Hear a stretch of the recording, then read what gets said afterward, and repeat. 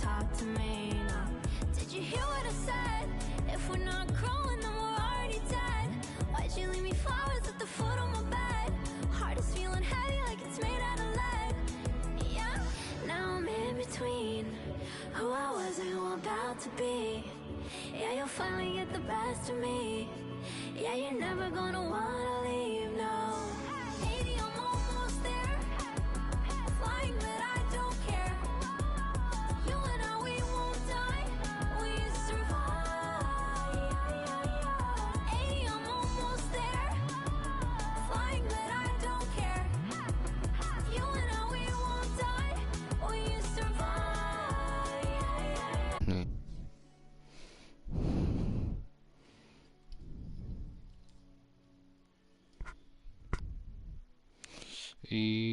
Was soll das?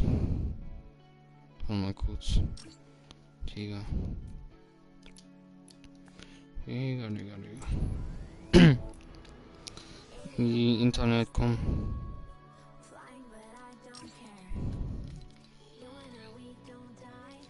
Ich muss noch näher. So besser? Ja, so ist besser. So besser? Ja, ich denke schon.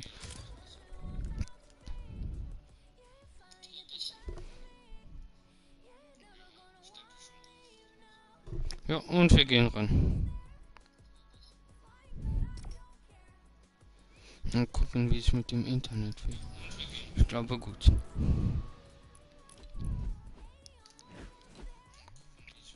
18 Uhr bis 21:15 Uhr.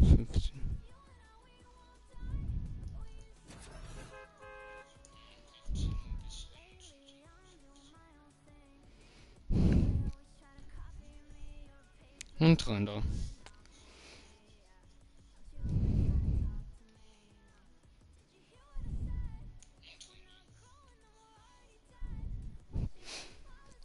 Also Leute, wir schauen uns nachher FNCS an.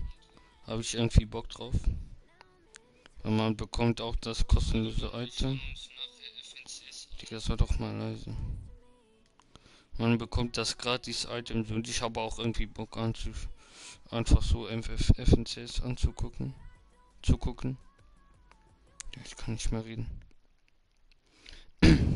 Ja Leute, das nächste Update wird so geil. Da passiert so viel.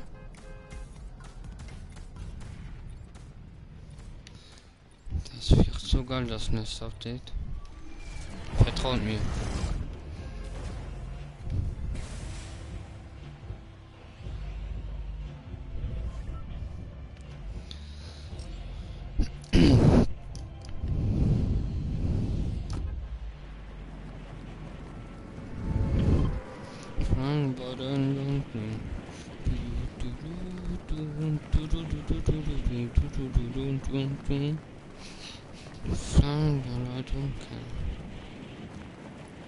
Ich muss eigentlich, nee, ich möchte gar nicht. In 2 Tagen, oha. Das heißt am Dienstag.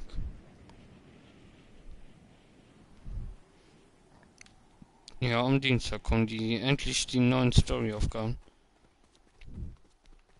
Die Story aktuell ist so komisch, Digga.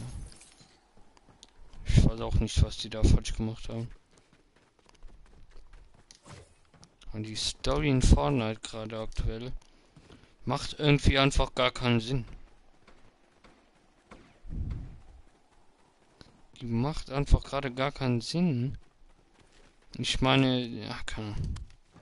Sie machen keinen Sinn. So, Bro, ich habe noch gar keine Waffe.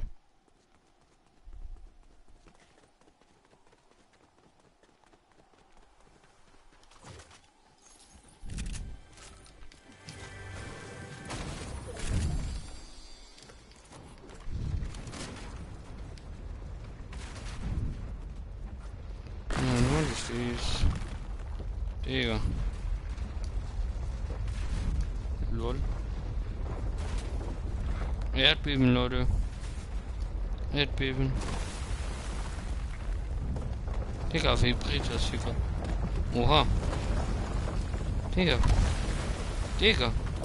Was ist denn jetzt los? Erdbeben. Mhm.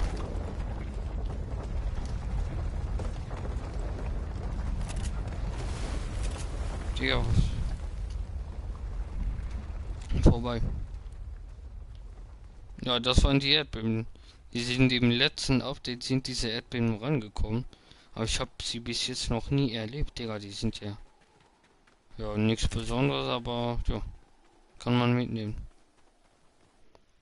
Als Stream-Highlight.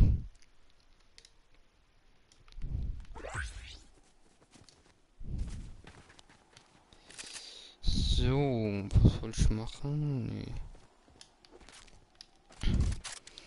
Speak to me, to the one.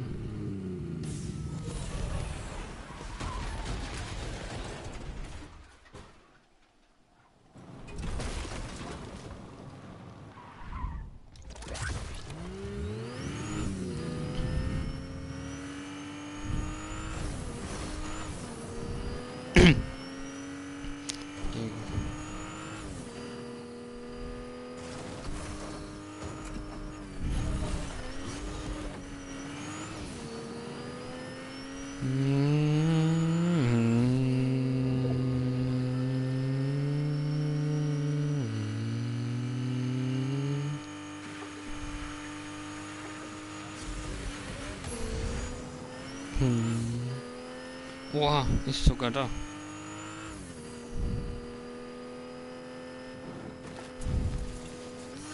Nein, der ist mal.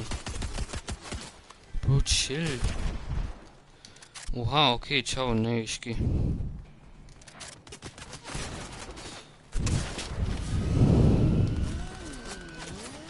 Oha, beruhig dich mal.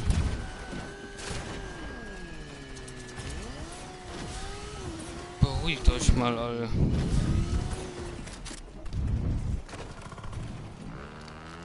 Ich gehe hier weg.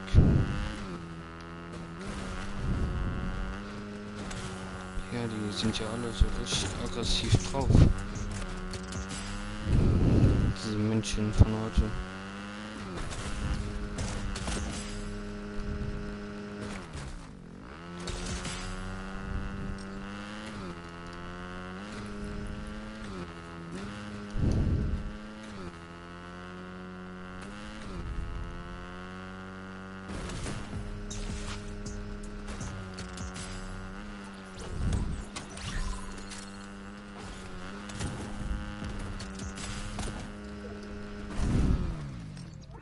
Hat Fortnite oder hat P? Nee, Grafikoptionen nur das hier.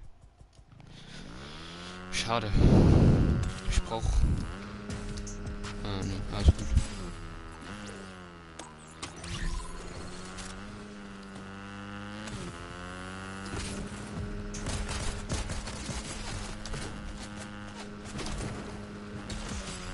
Nein, warte mal.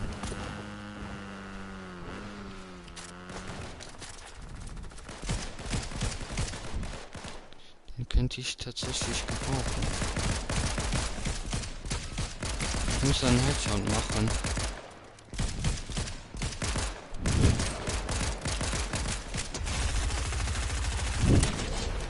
Headshot. 2 von 5 habe ich jetzt normalerweise.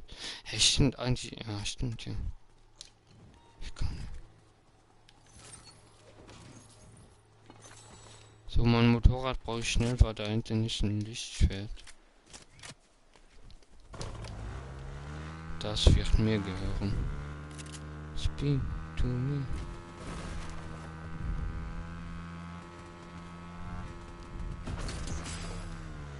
Hat das Motorrad einen anderen Sound bekommen, Leute? Es klingt anders.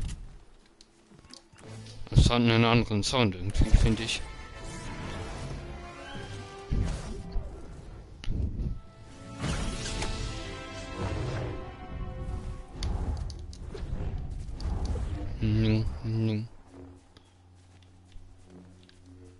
Ist das ein Gegen? Nee. Bin ich lost.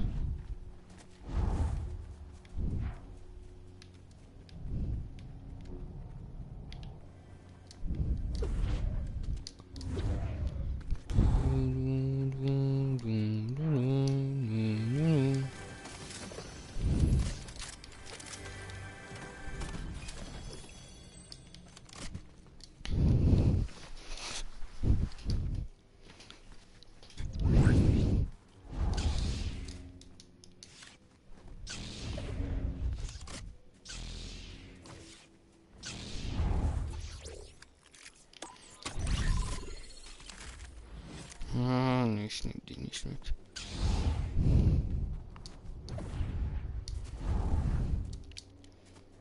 So, ich brauche noch ein paar Gegner. Den muss ich einen Headshot geben. Dann habe ich die Aufgabe. Ah, 2 Schlüssel-Dings. Ah, stimmt. Ich hätte eigentlich hatte ich zweimal die Möglichkeit, 2 Schlüssel zu bekommen. Ich habe sie nicht genommen. Das war so dumm. Why do I make this?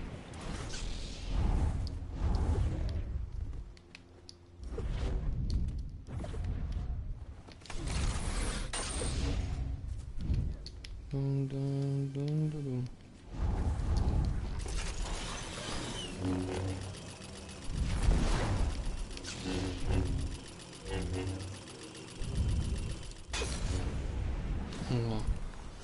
Oha.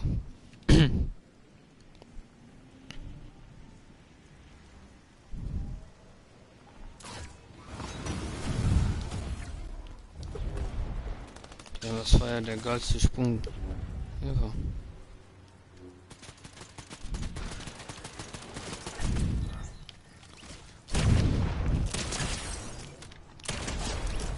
War das? Nee, das war kein Headshot. Schade. Aber es war ein geiler Kill. Muss man sagen.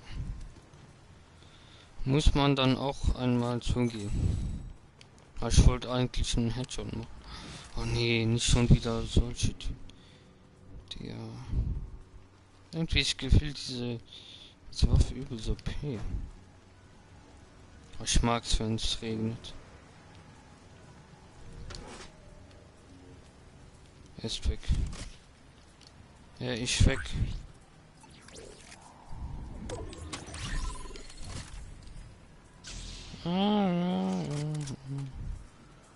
Ja. Nehme ich mit. Ach nee.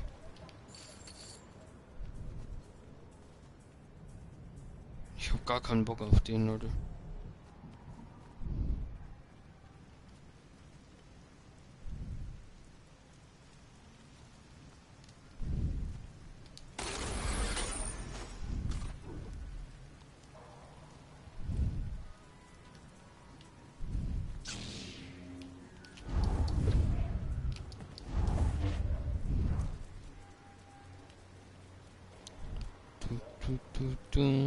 Ja, guck mal, wie geil diese Stadt aussieht.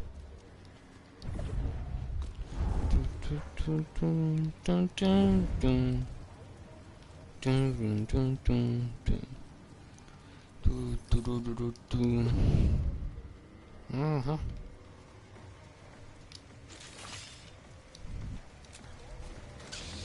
Nee, ich nehme es aber nicht. Digga, es gibt einfach zu viele Items. Es gibt einfach zu viele Items gerade.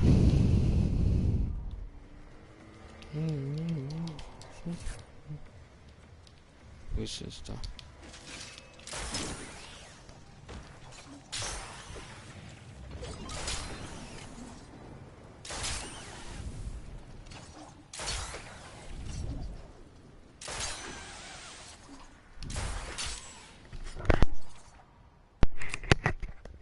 Groß gemutet, Leute.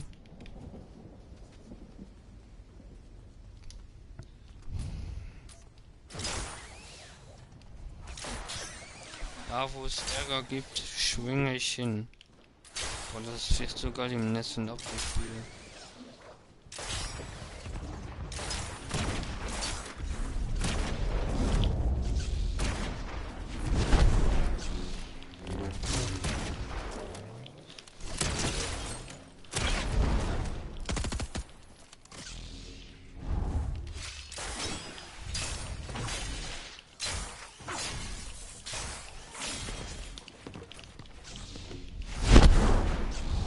mich hast du...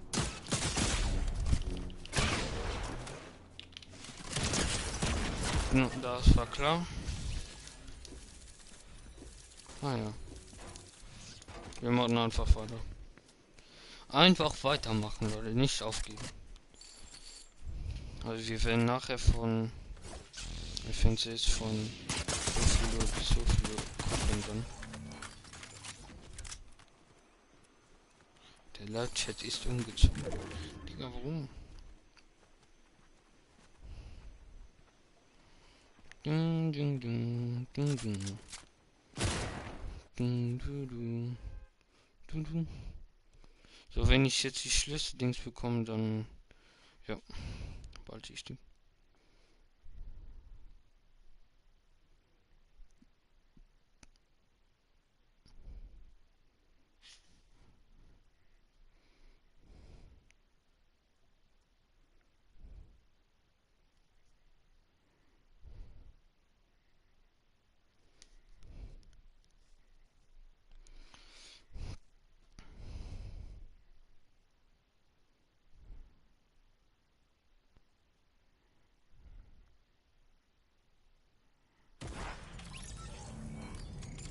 Du, du. Du, du, du, du, du. Mm, mm, mm.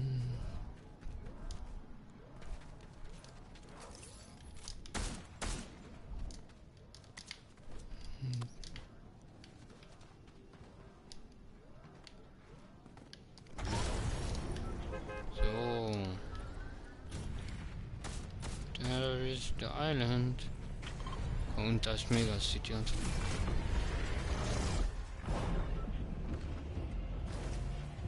Wo hab ich mal? Da hinten ist die Dings, die richtige Insel. Obwohl sie nicht da ist, sondern... Ah, keine Ahnung. Sie ist ja irgendwie komisch gemacht. Aber es ist ja nur... Egal. Ich lasse einfach.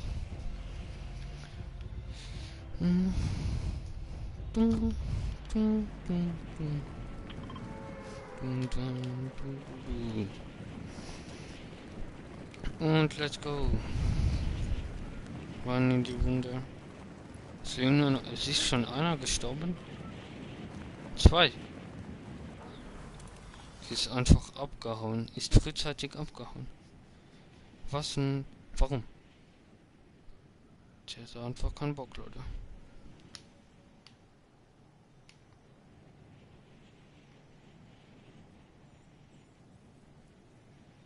Kommt nicht hin, oder?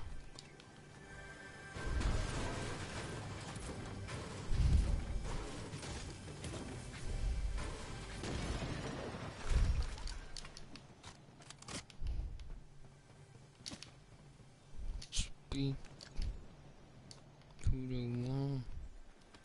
Und wir wieder hier so ein Rennen probieren.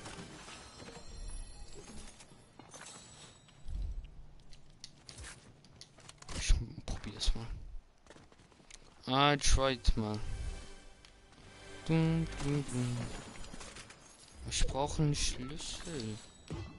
2 Schlüssel einfach. 2 einfache Schlüssel. So.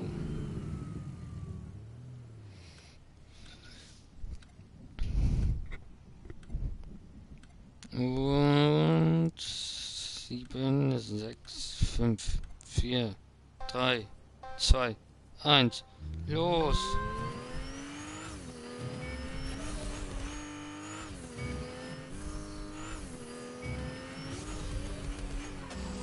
Und das war scheiße.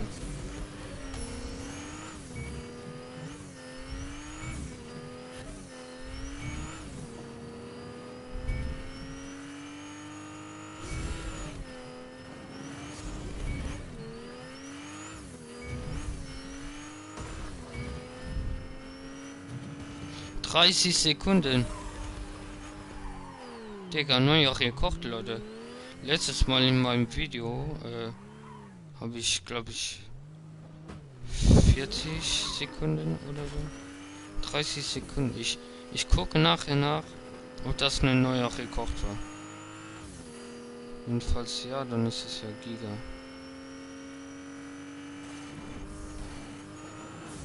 ich bin ein Sith.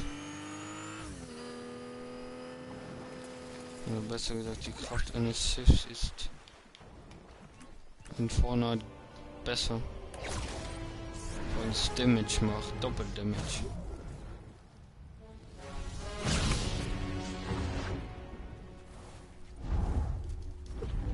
Und man kann das hier machen.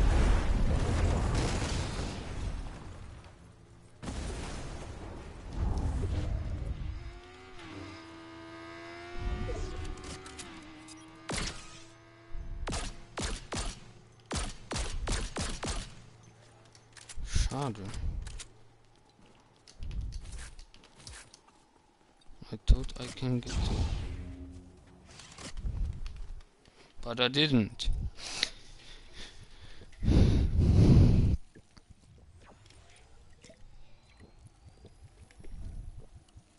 So. 2 von 5 habe ich.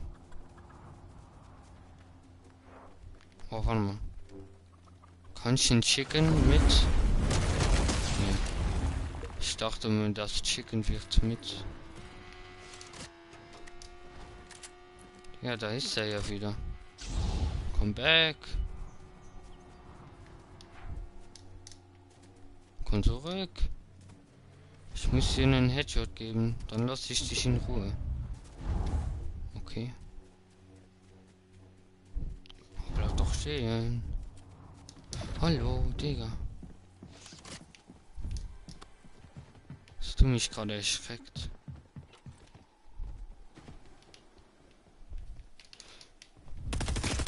Wow. Nein, ich muss ihm einen Headshot geben. Ja, das war alles seine Schuld. Ich muss ihm einen Headshot geben.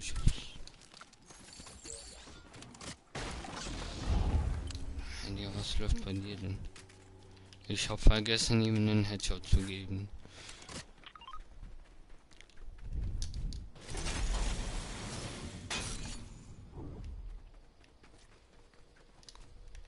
Ja, dann bekommt er jetzt einen Headshot.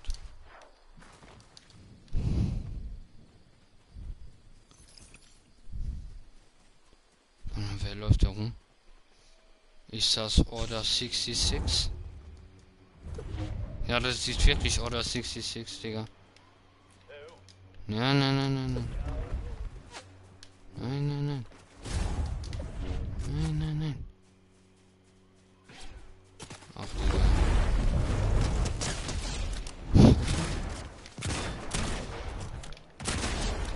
Ach, das war kein Headshot. Mann. Hört doch auf, so dumm rumzuspringen. Seitdem habe ich jetzt aber einen richtigen Headshot. Ja.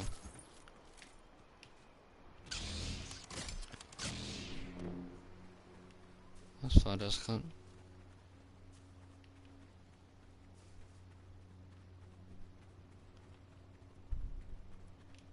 Was?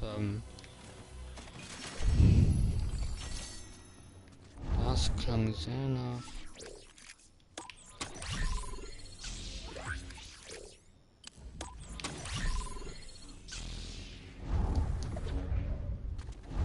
Komm, ich brauche einen Gegner, um denen einen Headshot zu gehen. Guck, das ist gefühlt noch das einzige alte Auto, das es gibt. Es gibt nur noch die Namen. Boah, aber ich bin so gespannt und gehypt auf Season 3. Und auf das Live-Event. Die dürfen das Live-Event nicht verkacken, Leute.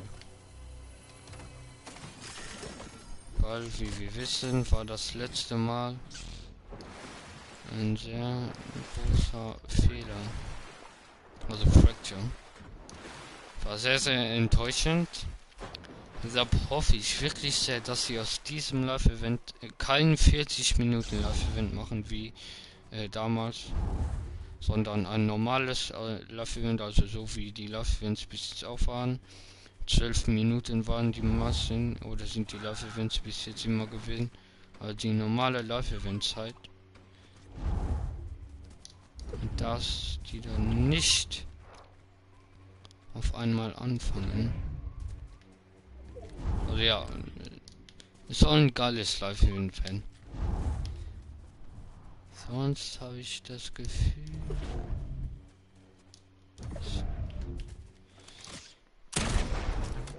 Komm, ein Headshot.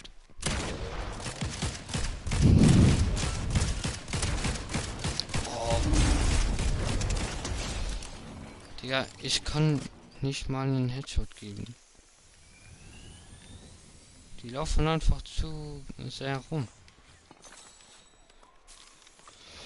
Die sollen einfach mal still bleiben.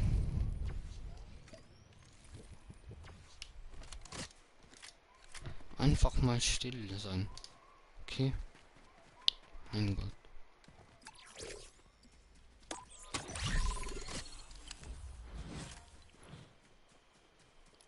Dun, dun, dun, dun, dun. Dun, dun, dun, dun, dun, dun, dun, dun.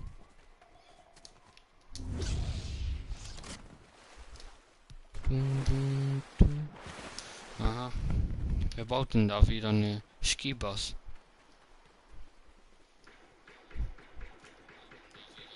Skibus. Eine Skibus, Digga.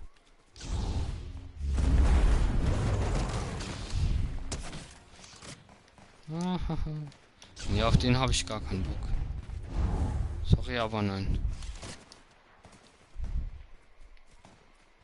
Das ist der. Nee, nee, nee, Chini. Oha.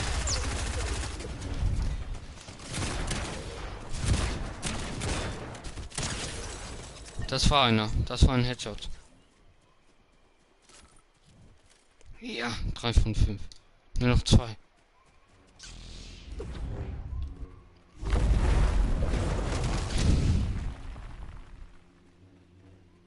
Dun, dun, dun, dun, dun.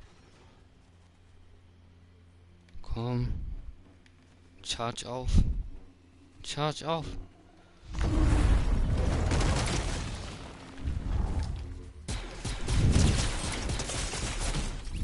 Das war ein Headshot. Nur noch ein Headshot brauche ich. Dann habe ich die Aufgabe. Guck mal, wie der sich feiert, Digga. Cringe. Cringe, wie der sich gerade feiert. So, nur noch einen Headshot brauche ich. Oder muss mehr machen. Dann haben wir die Aufgabe bekommen. Und dann sind wir fertig. Dann brauche ich nur noch das mit den Schlüsseln. Ja. 4 von 5. Bekommen wir hin. Hoffe ich mal.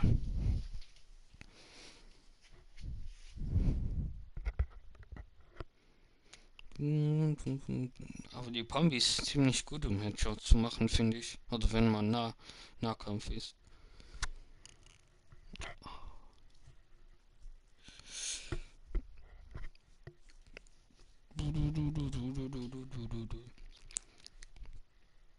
Wir haben gerade 17:37 Uhr.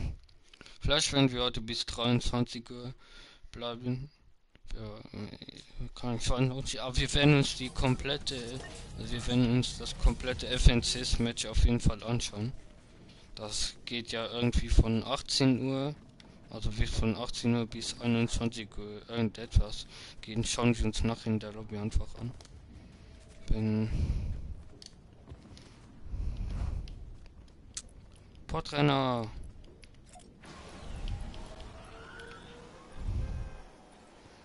Und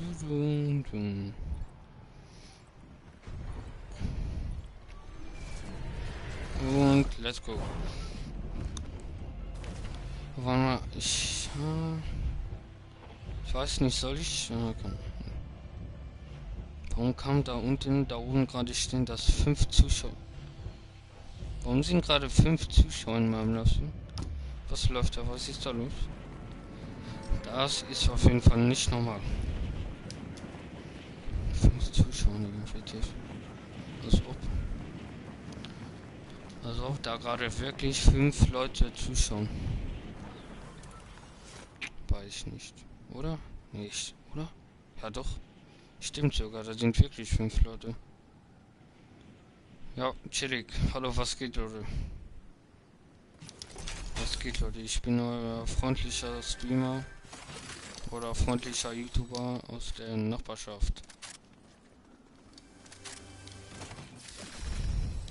Ach, Digga. Ich habe gerade wirklich 5 Ziffern.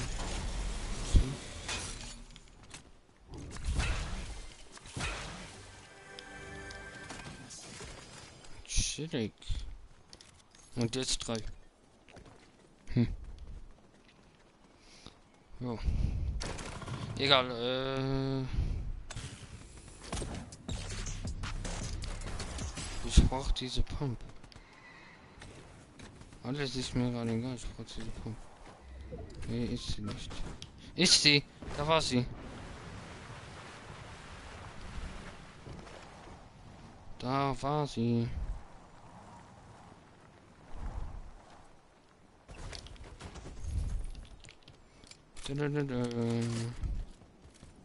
So, und jetzt gehen wir in die City.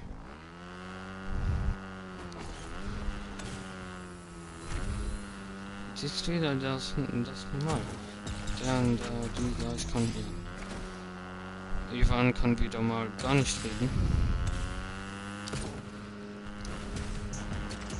The time has come. Execute order.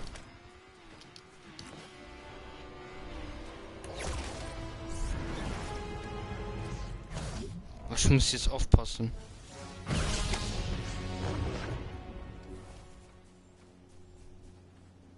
Ich dachte, warte. Der ist hier irgendwo. Okay. Ich glaube, der 4 Zuschauer. Ja, es war vorhin 2, dann 5, dann 3 und jetzt 4. Das macht irgendwie. Ah. Sind da wirklich gerade 4 Zuschauer? Aber manchmal ist es auch ein Bug, dass da 4 angezeigt wird, obwohl nur 2 drin sind. Na egal, das ist geil.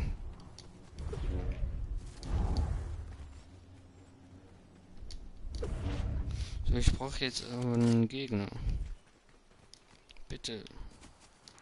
Bitte. Ich brauch doch nur. Ja, warum ist da oben auf einmal rot? So, das gefällt mir wieder gar nicht. Dieses Symbol da oben. Nee. Kein vertrautes Symbol. Das hat noch nie was Gutes bedeutet. Und nachher bei FNCs muss ich das. Okay. So. Also für die, die gerade sind, nein, ich spiele nicht nachher bei FNCs dabei. Ich gucke nur zu. Also ist jetzt nicht so, dass ich hier nachher FNCs spielen werde.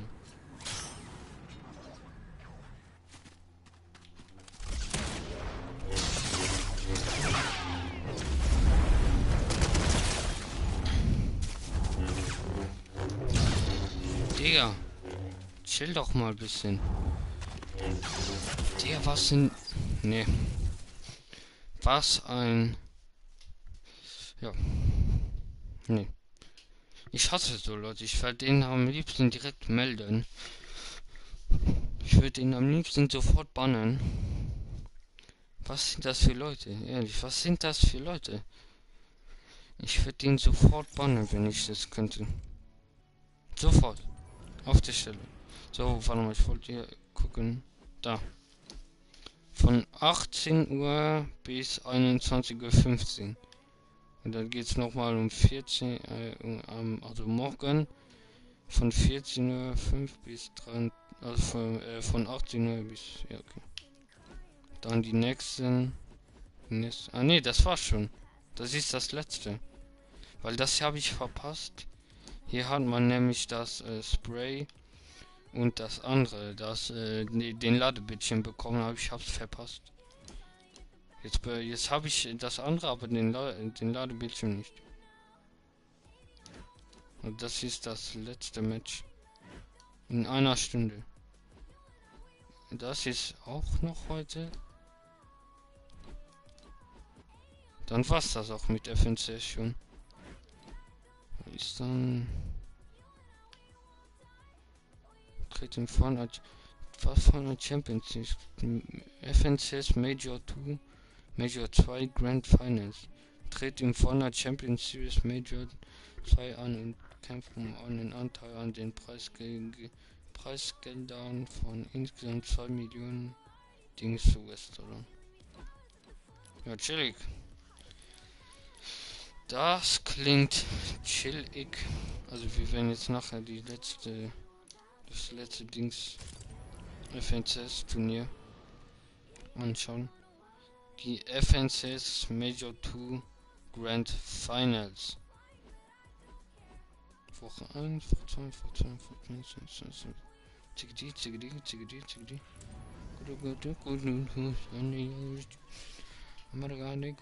so, jetzt hoffentlich bekomme ich endlich 2 Schlüssel und kann den Headshot machen. Den letzten, dann habe ich die Aufgaben vorbei. Weil sonst gar keinen Bock mehr.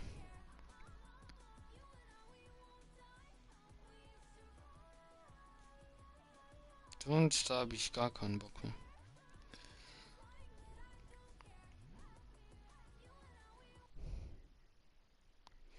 Und dann...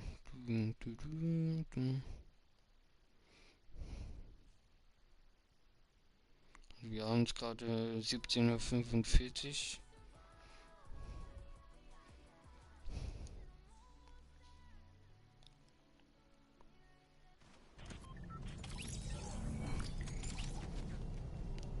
So.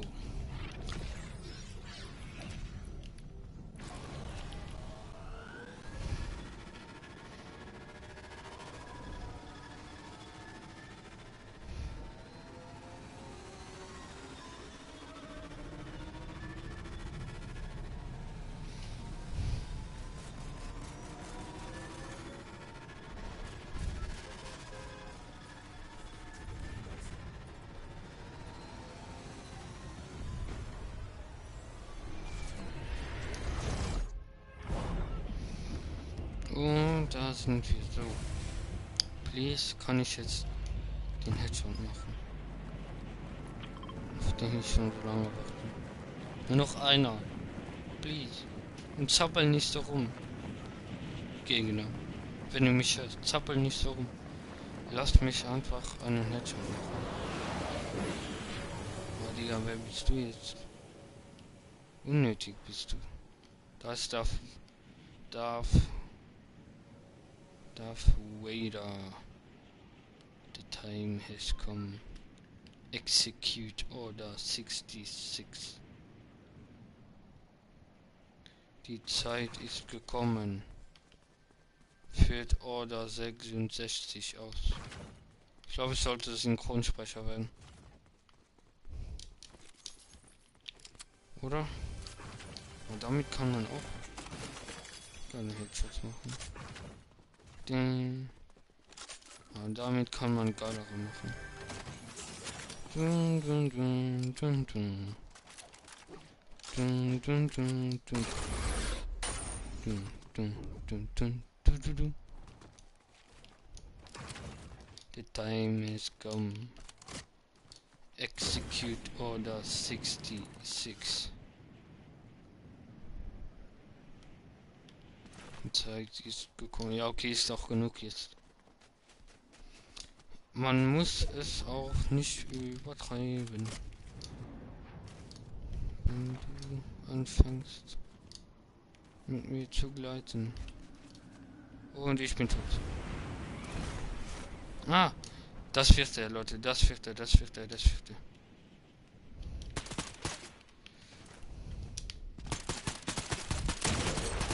war er.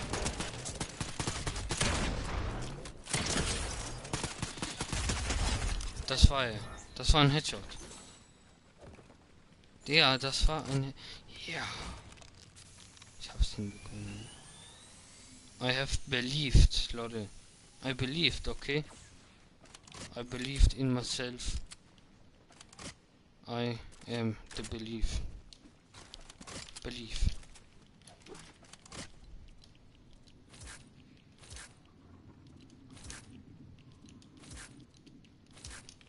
Tja, was war das gerade?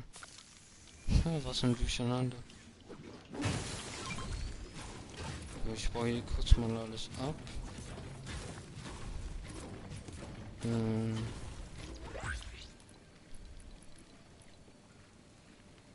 Fall der Republik. Begonnen der Angriff der Konsultanten, muss ich auch noch abschließen.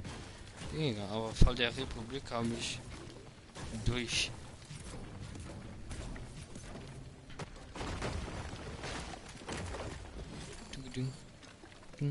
Das war alles? Ah, ich wollte schon sagen. Das war nämlich gerade nicht viel.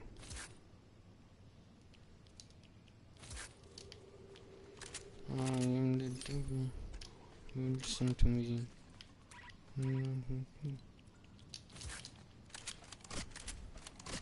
So, jetzt brauche ich nur noch Schlüssel. Und zwar 2 Stück.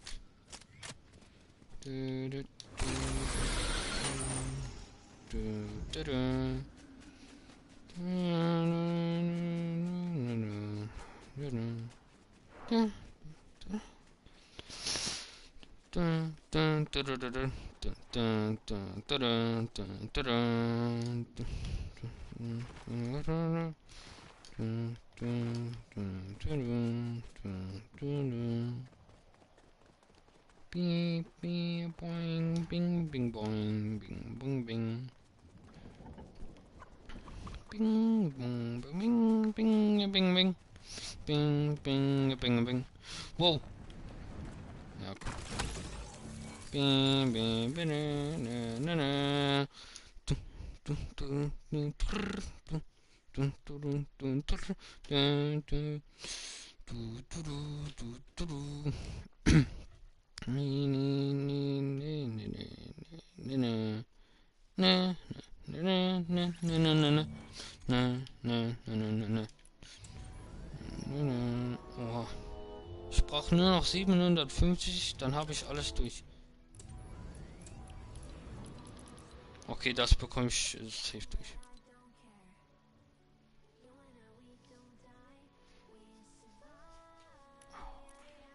Nee. So, das steht in einer Stunde, aber es ist nur noch ein paar Minuten. Also wir können noch ein Match machen oder wir machen einfach irgendetwas und warten so lange. Also warten einfach und machen einfach. Ich glaube, wir machen einfach irgendwas.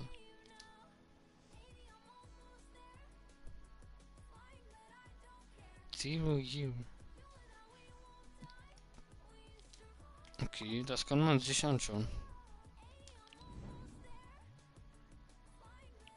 Danach Legends. Ich finde es eigentlich geil, dass man jetzt die Items, man hat ja die FNC, die kostenlosen FNCS-Items, hat man ja sonst immer hat man ja auf Twitch bekommen. Mit den Twitch-Drops hat man ja die FNCS-Items bekommen. Und das Emote ist eigentlich auch geil. Aber jetzt bekommt man die Items, die man sonst auf Twitch bekommen hat, einfach hier auf in Fortnite. Guck mal, hört mal ran. Hört mal ran.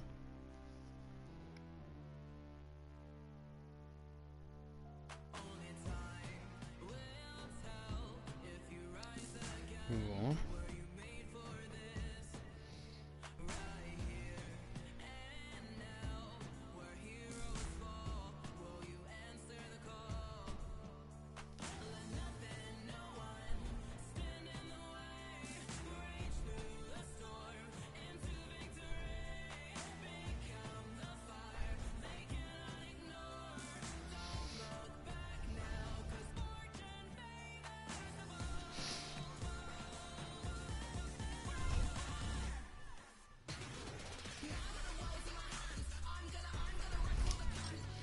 Ja, hört sich geil an. Generell sind eigentlich die Musikpacke so geil. Aber was haben wir sonst hier? Aura. Ich finde es schade, dass sie keine Dings mehr machen, weil das waren ja hier die alten FNCS Backblink. Oder auch Rückenlasses was, diese Hologramme. Hier, das von Season 7, das von Season 8 und das von Season 1 Chapter 3. Das war das letzte.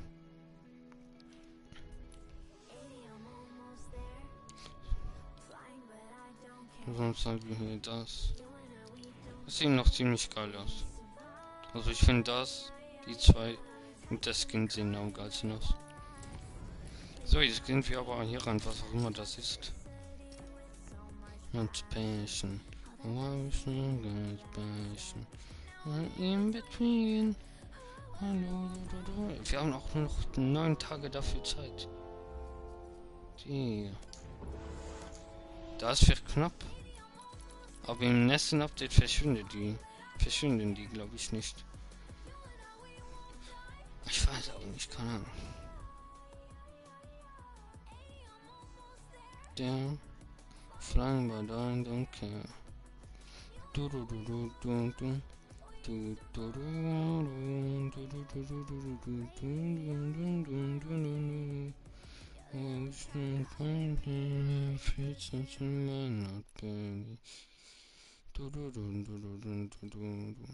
I'm in between. One love and in between. Go. Ja, so. Okay, was haben wir denn hier? Ja, Digga, ich kenne diese Gegend schon. Also, nicht die Gegend, aber ich hab das. Ich kenne das hier. Das hier. Das habe ich schon mal gespielt. Oder? Ja, doch.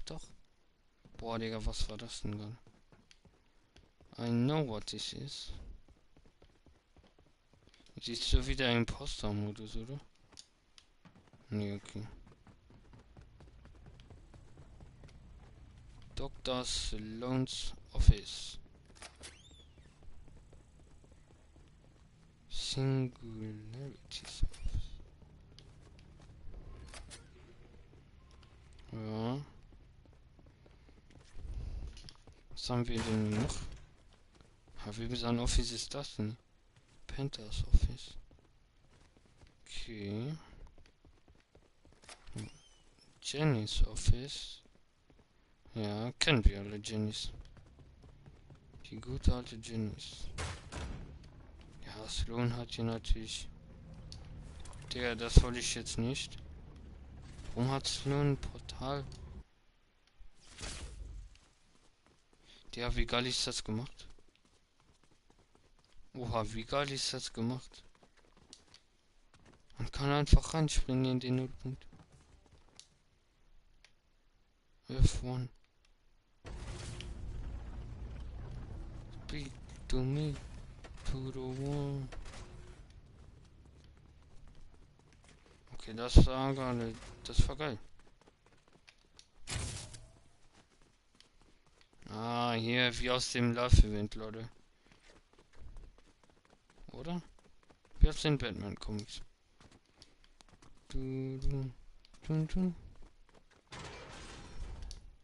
Ja, chillig, was ist das hier?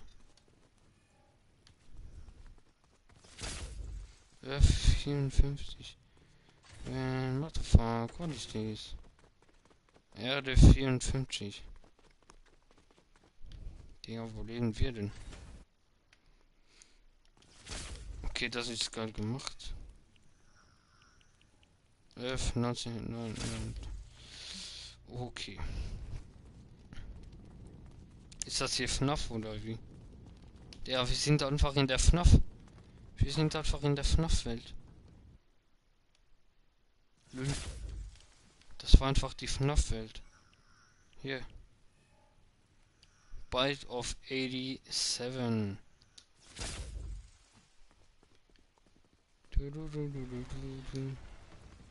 Okay, das ist actually geil gemacht, Leute. Die Map ist wirklich geil gemacht. Dass man hier einfach F Prime.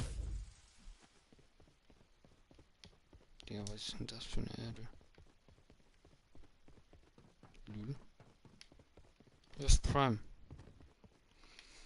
Prime Energy.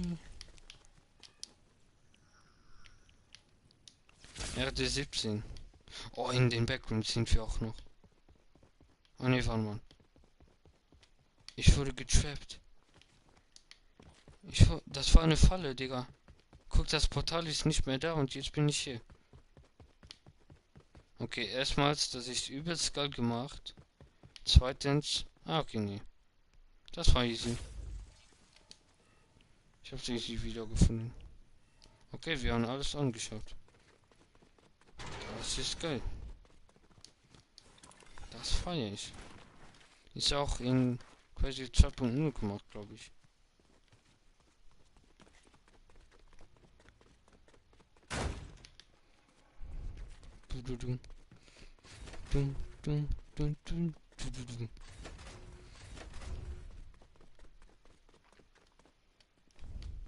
Da wollte ich jetzt nicht stehen.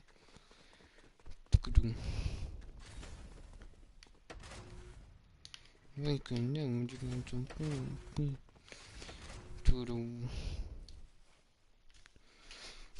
geil. Wie geil ist diese Map gemacht, Leute.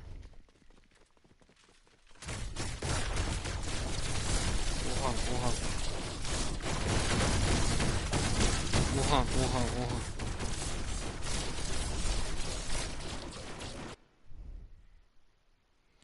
Digga, was war denn? Ah, so, 18 Uhr. Dings, wir kommen. FNCS. New time. The time has come. Execute order 66. The time has come. Execute order 66. Wir müssen uns auch sogar Dings anschauen. Öffentlich. Nein.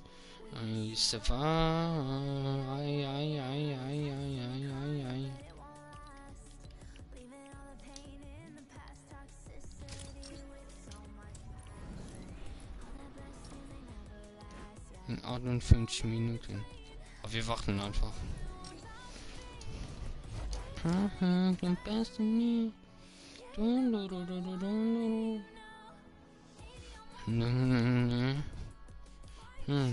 Don't care. We survive.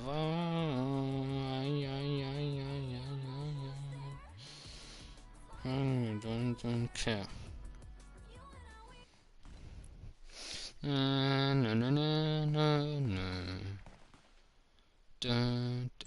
Der ist schon jemand Level 266.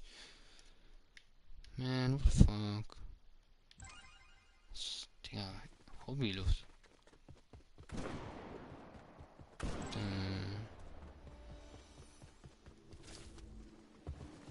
Es leckt nicht. Ich wollte gerade sagen, es leckt, aber es.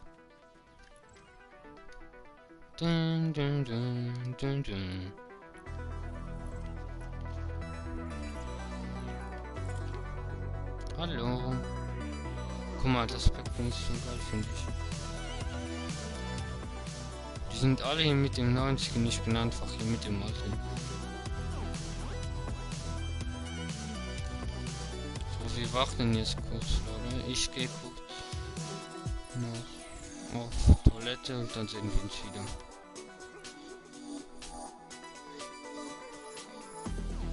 Ich suche nur noch das Sitz im Ja, oder wir bleiben so stehen.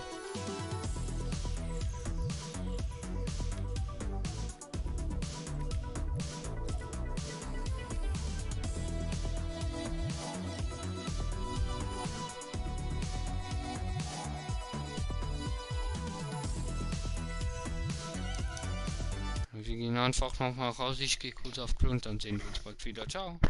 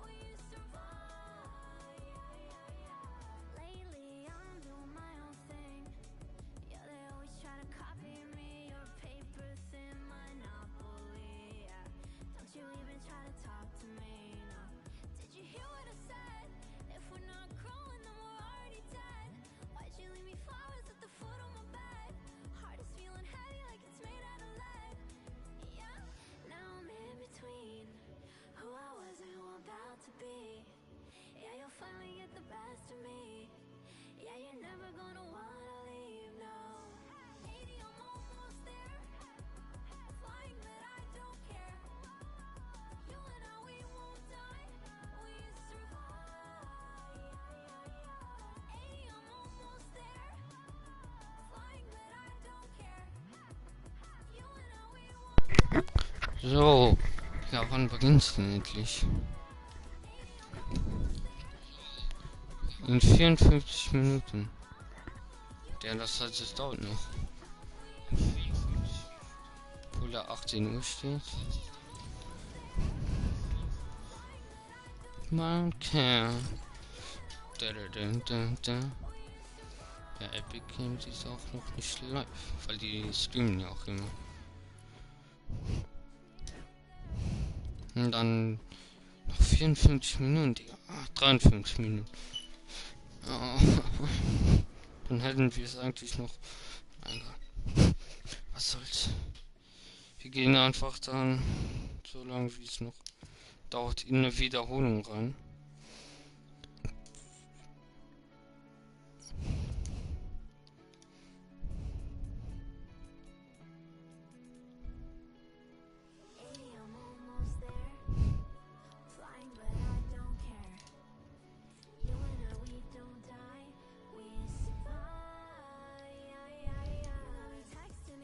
Ja, der wurde einfach gerade. You need someone's passion. And it's in animation. I'm in between. One of them.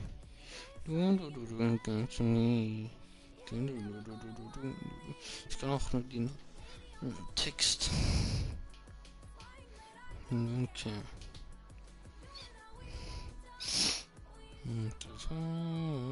Ja, ja, ja. Ja. So, es ist schon 18:07 Uhr.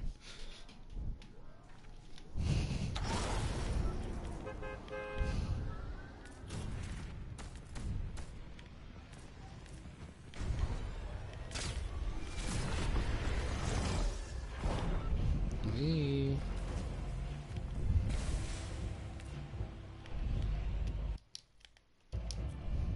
Ich spring raus, Evan.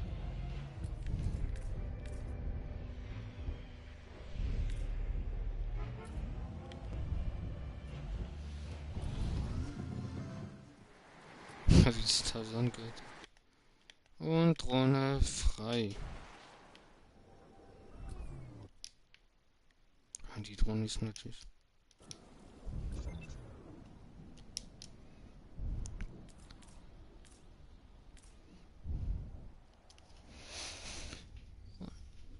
Bis jetzt hat keiner was in den Chat geschrieben, obwohl schon gefühlt 1000 Menschen drin waren.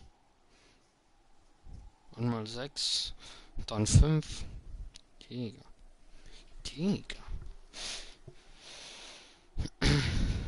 Da,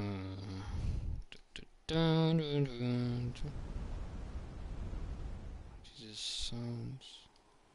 Oh, was ist denn jetzt los? Guck mal, hier gibt's noch. Ja, wo bin ich denn jetzt?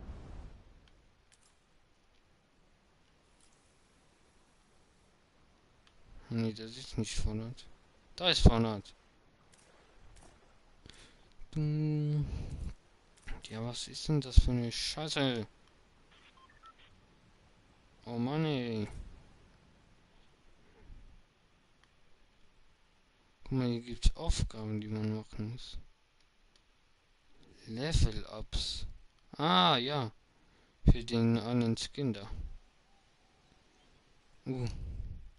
Komm, wir gehen gucken, was bei Darth Vader los ist. Da ist bestimmt gerade Ramba Zemba. Hier war das cringe. Was war das denn gerade von mir?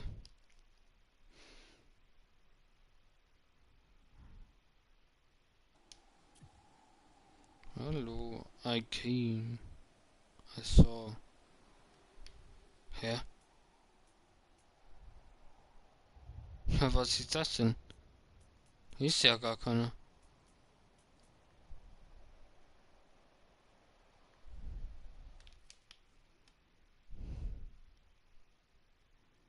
Hier ist ja gar keiner. Oder es lädt nicht. I brought peace, justice and security to my new empire.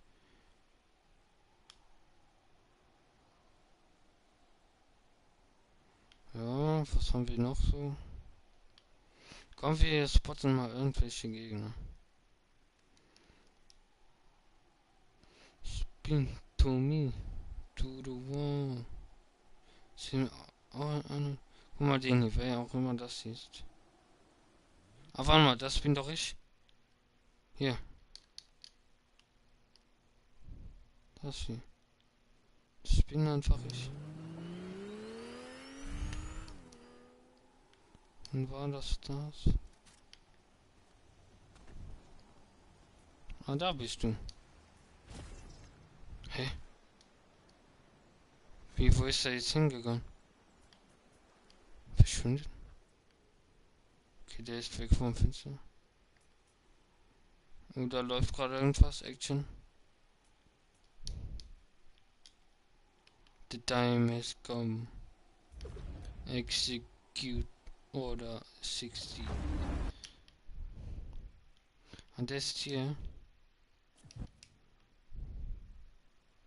Oh, guck mal, wie ich das Auto aufhebe. Bam, Digga.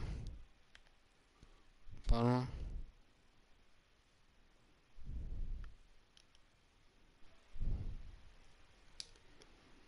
Coolen Screenshot gemacht, guck mal. Jo. Und der denkt sich auch nur so, WTF, Digga. Was läuft hier gerade?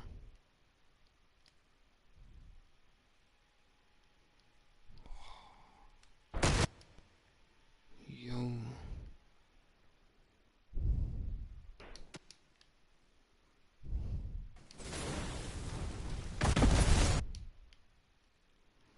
Was ist eigentlich so ein geiles Bild?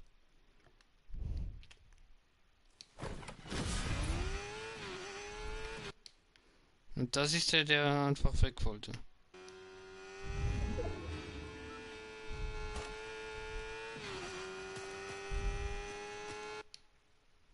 Guck, ich stehe da.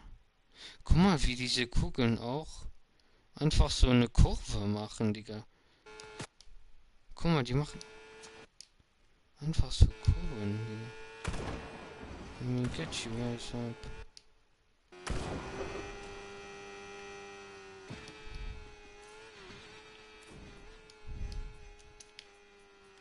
Wo ist der überhaupt hingeflogen, der Affe?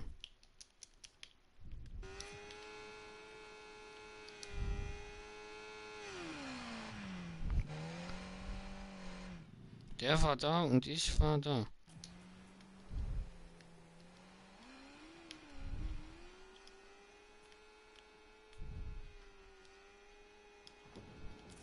Der, warum kann ich nicht? Ich spule mal bis, aber bis folgendes Ereignis passiert. Und wir wieder aufeinandertreffen. Gut, da bin ich. Und der fährt wieder weg.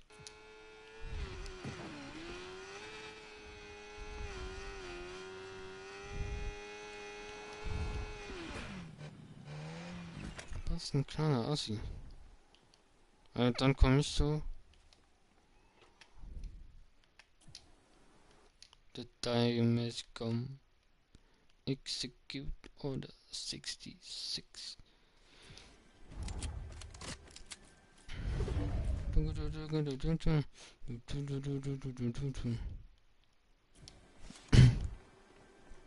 Dann ist er rausgegangen. Das war noch im Livestream, oder? Ja. Und ich bin hier. Der will wegrennen. Ich bin da. Guck mal, der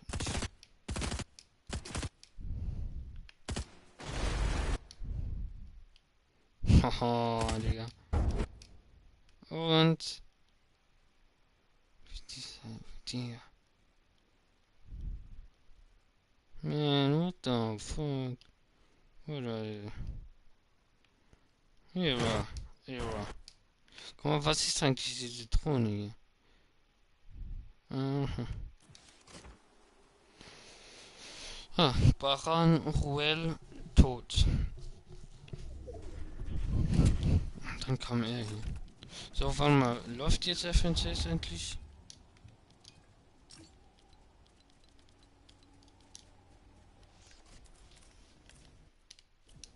guck mal, wie der läuft. Warum läuft der so komisch? Mein Gott, ach, ja, ich will doch nur raus. Ey, ich komme nicht mehr raus.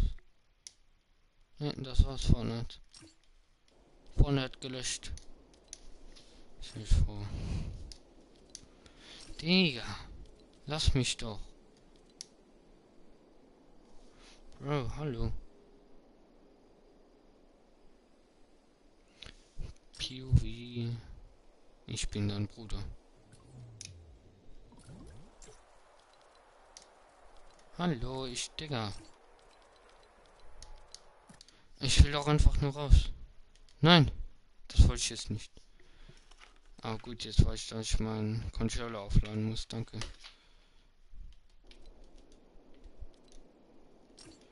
Hallo, ich will doch nur raus. Dun, dun, dun, dun, dun. Ich dachte, ich habe den Stream jetzt einfach aus Versehen beendet.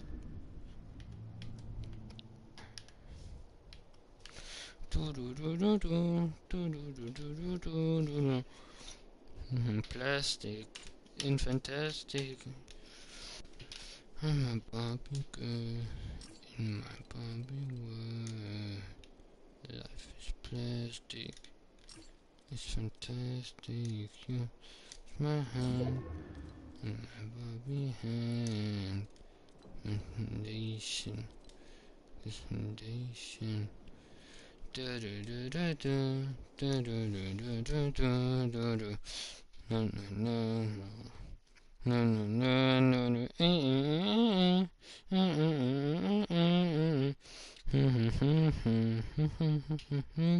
Let's go party.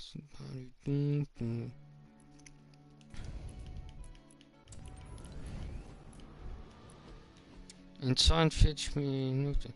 Ja, warum?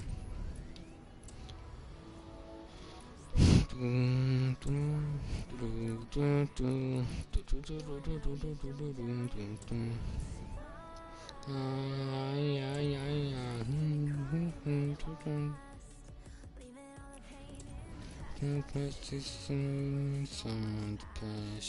19 Uhr beginnt es.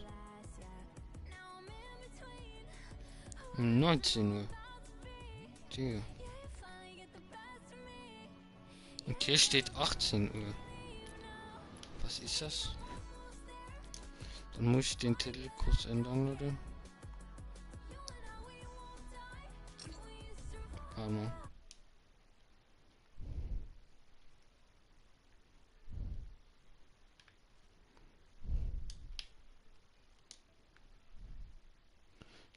Kurz was hier. Nee, warte mal. Nein.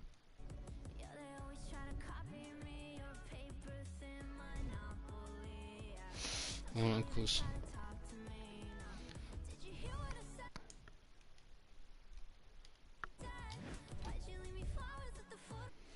Ich muss hier kurz.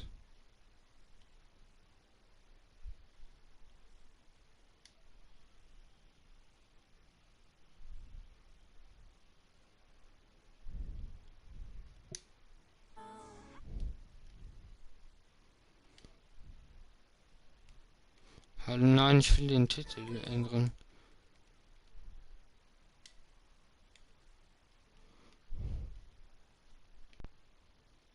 Hey.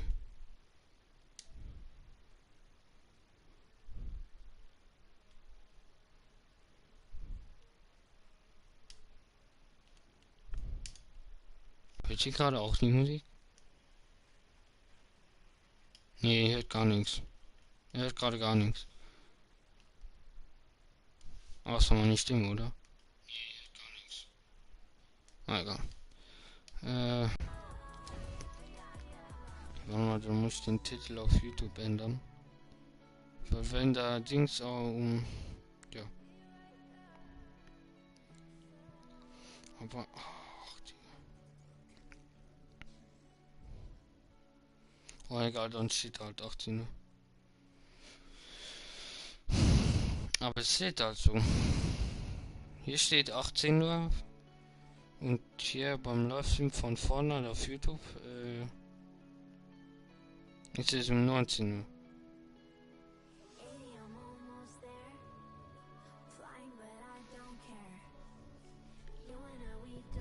19 Uhr startet es also. Dann haben wir ja noch ein bisschen. Halbfinale und die Finals sind morgen.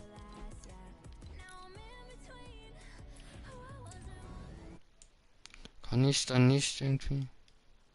Nee, nicht kommen, nicht übertragen binden. Aber egal. Okay, dann dauert es anscheinend noch ein bisschen.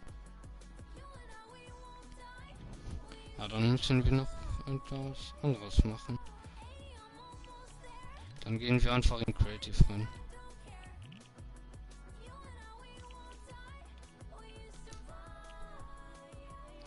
Dann gehen wir einfach ein bisschen rum albern. And counting pieces on my notepad. Did you hear it say it? Crying in a morning day.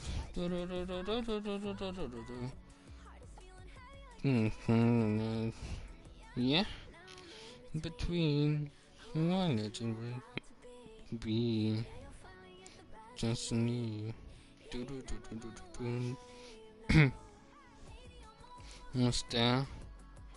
I don't care.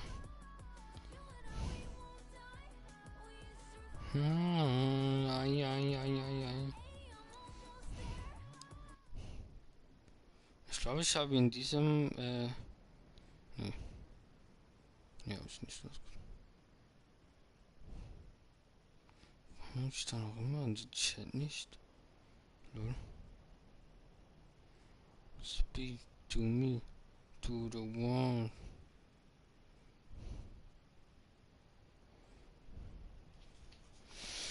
Eigentlich, weil im Titel von meinem Livestream steht gerade 18 Uhr FNCS gucken. Obwohl gerade 18 Uhr ist, eigentlich müsste da ja jetzt 19 Uhr stehen. 19 Uhr FNCS, aber ich kann es halt nicht. Ich kann es nicht ändern.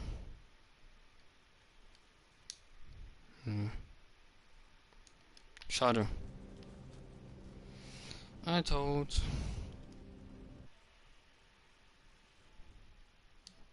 Oder?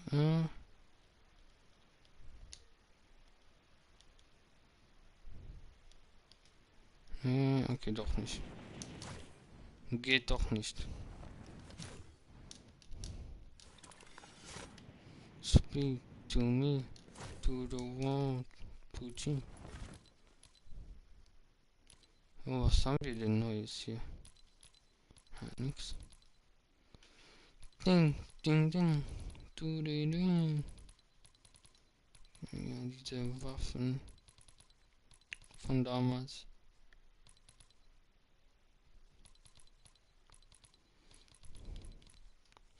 Excalibur-Gewehr.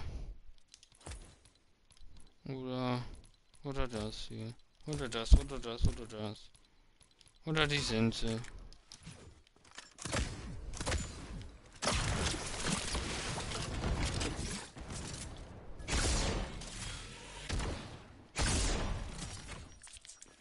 Wie war noch?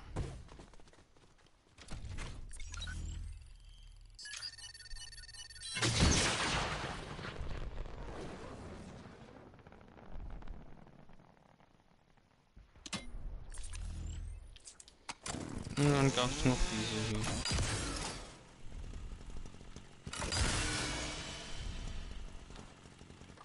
Und dann gab es noch die Sensi.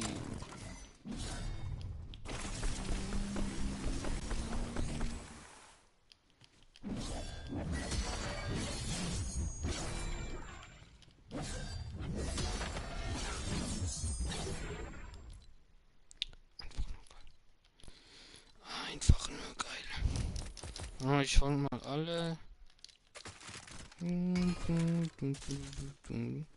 Alle Dings.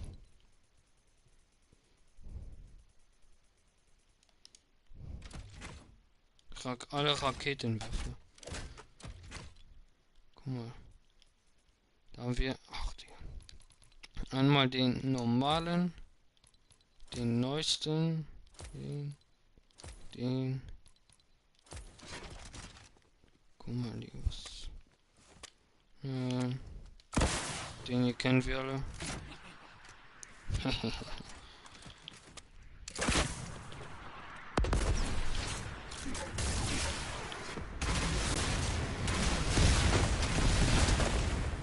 Ah, Digga.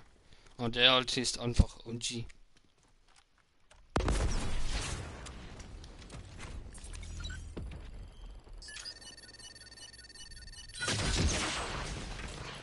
Spiel.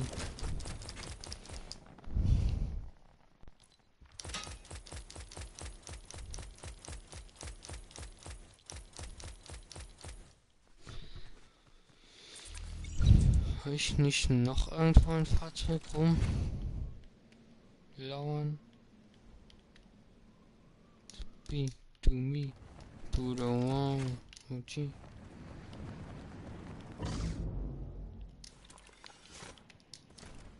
I got you on the phone.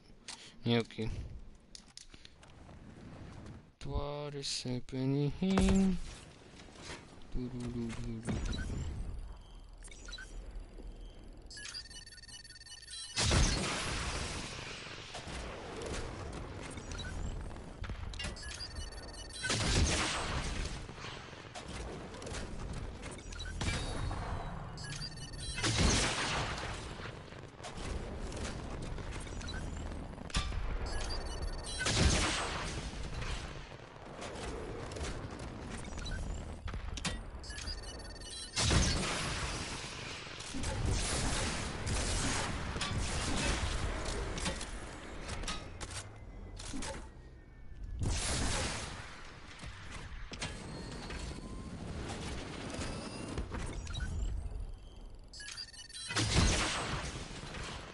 Digga, wo fährt der denn hin?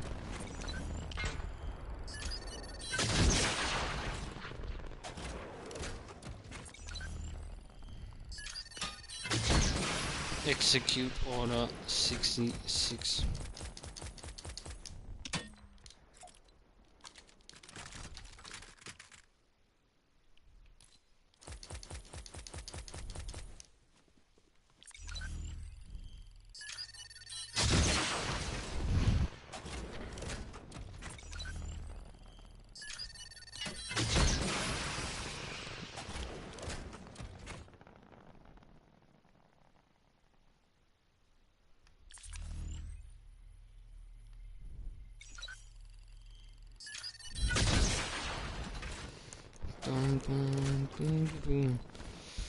Babadim bum baram barabim barum bum. Biribim bum baram. Warte mal. Ich will was testen. Ich will ein paar Sachen testen eigentlich. So, das brauchen wir einmal. Und wir brauchen einmal das hier. Ah ne, wir haben schon. Okay. Okay. Okay. So.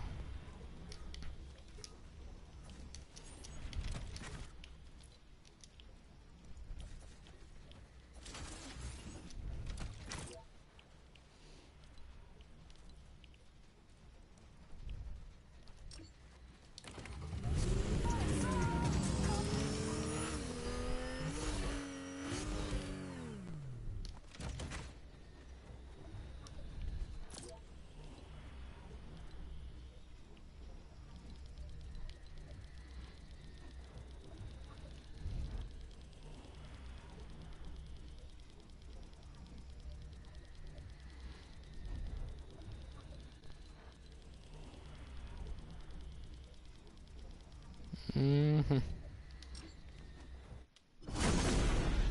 Ja, das gefällt mir, Leute. Genau das wollte ich sehen. Wollte ich sehen.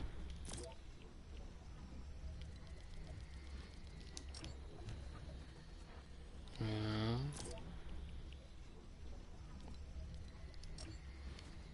Perfekt. Und jetzt, Leute,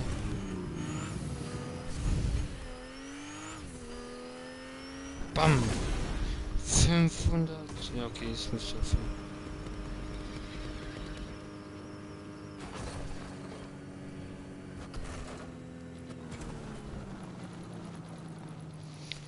Okay, das war spektakulär, muss ich sagen. Ich würde das aber auch gerne mit noch anderen Fahrzeugen probieren. Aber Leute, das schnellste Fahrzeug ist aktuell einfach das hier. Oder war das schnellste, was es je gab. Wo muss ich jetzt hin nochmal? Hier. Warum ist das so weit weg?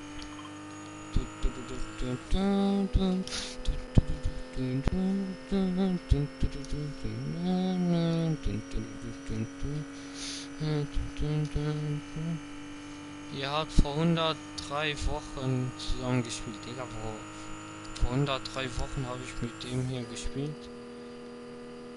Lül. Das ist eine Zeit.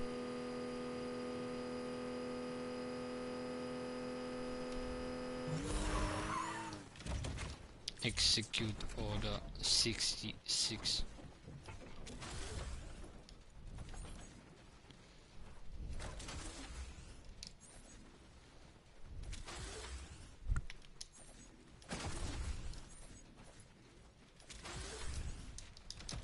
So, warte mal, ich mach aber etwas. Jetzt guck mal kurz. Damit ich nicht immer so schnell oder so weit rennen muss. Leute. Lifehack.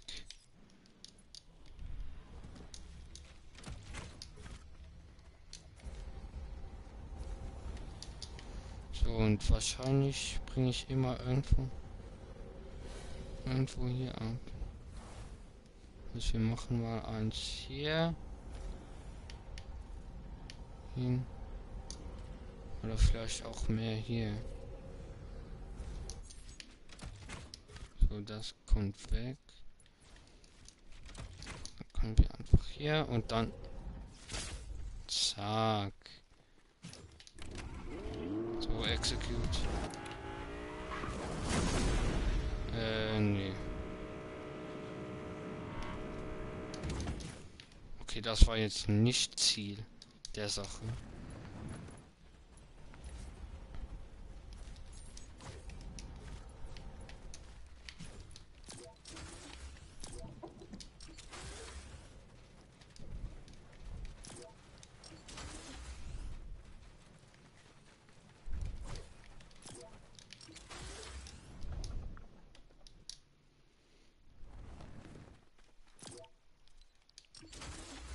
Speak to me.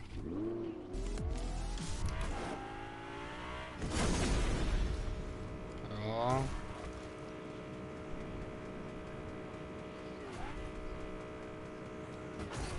Okay. Also meine Idee mit dem Dings, ja, ich hätte auch mit dem Bus können.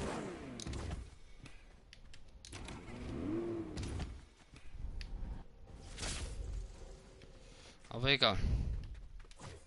So, jetzt ist Motorrad dran.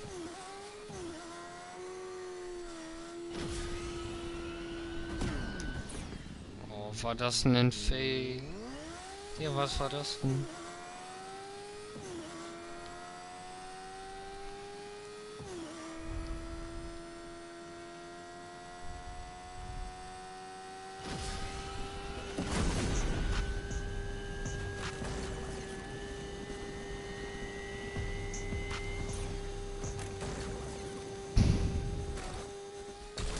Okay.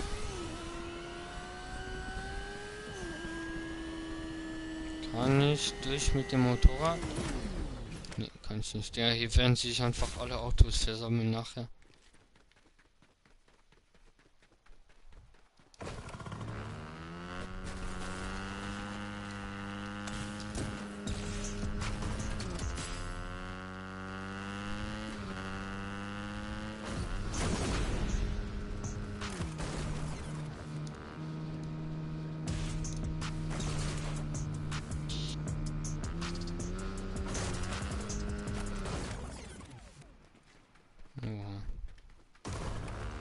Ich muss noch bis da hinten.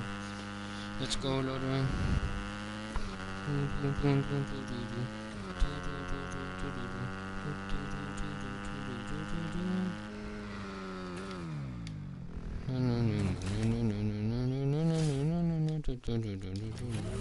Ich gehe jetzt nochmal mit dir. Ich bringe jedes Fahrzeug dorthin. Jedes Fahrzeug.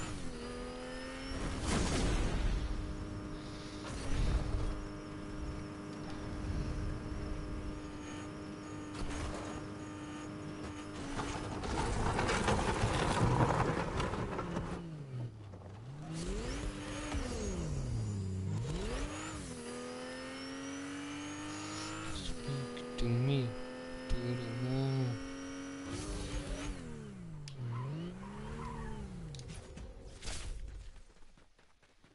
So, den hier.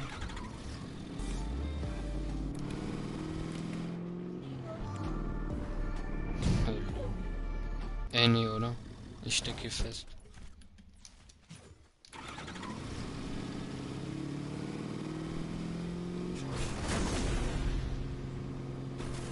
Der schnellste Truck jemals, Leute.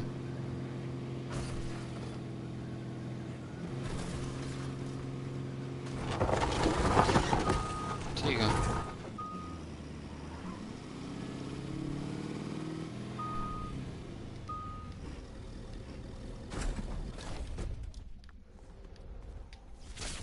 Was war das? So, jetzt der hier. Lege ich nicht nur. Ich rechne.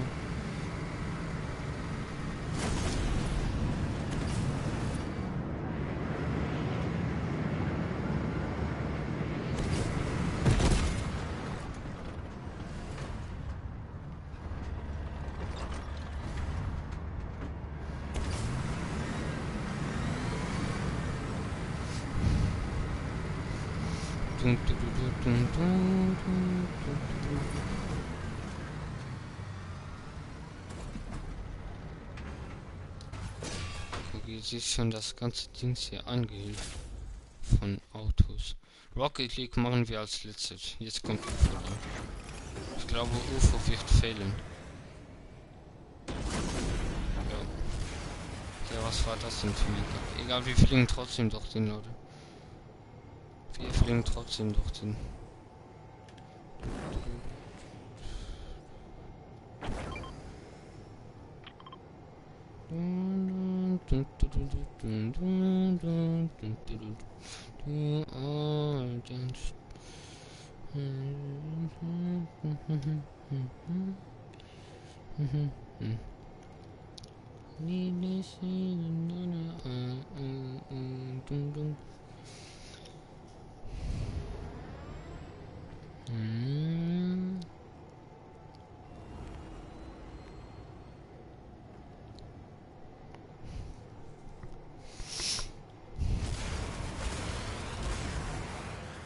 Wahrscheinlich für Helikopter auch genauso wie Dings.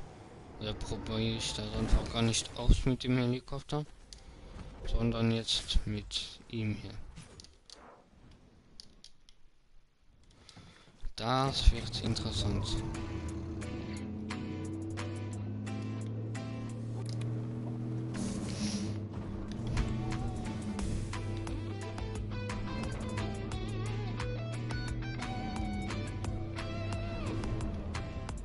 Der passt nicht mehr durch. Warte.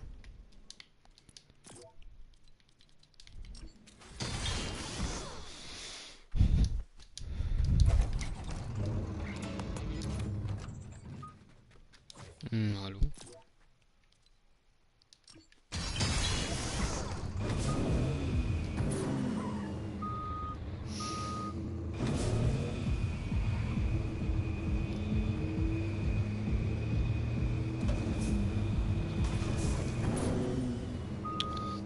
Das ist doch jetzt nicht dein Ernst.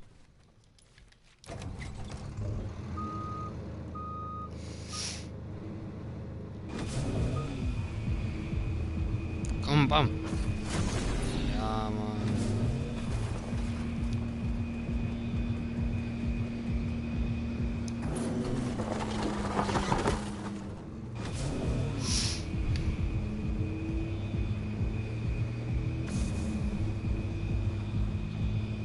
Mit 78 durch die City. Mit 78 durch die City.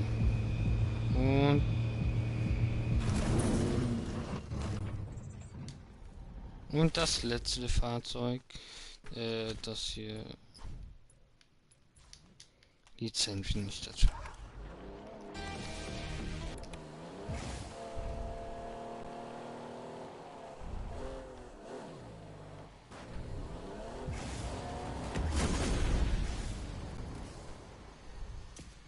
Das war ja richtig scheiße. Naja, egal. Haben wir einfach ein bisschen Spaß mit dem Dings.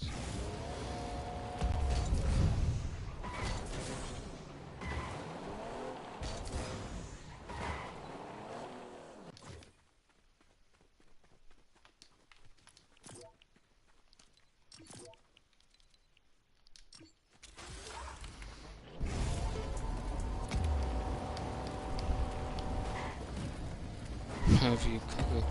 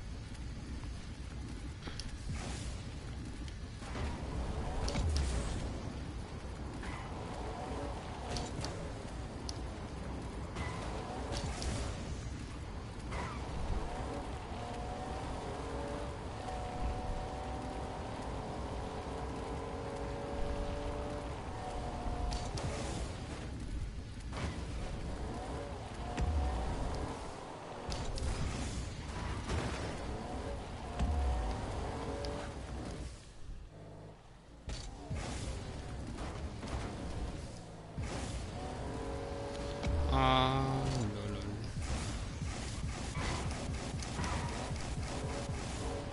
So, gleich startet FNCS, Leute, dann gucken wir uns das an. Gleich.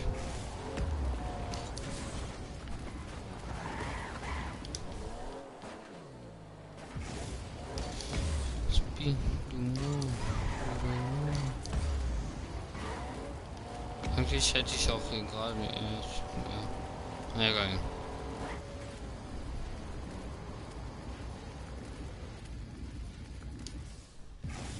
Warte. Nein.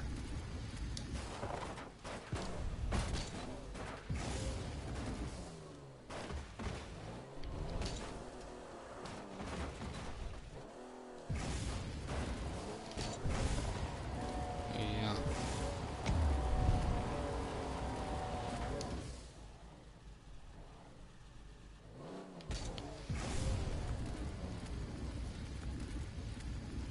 Komm schon.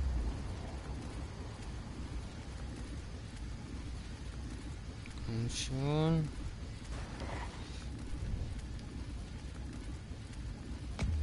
Nein.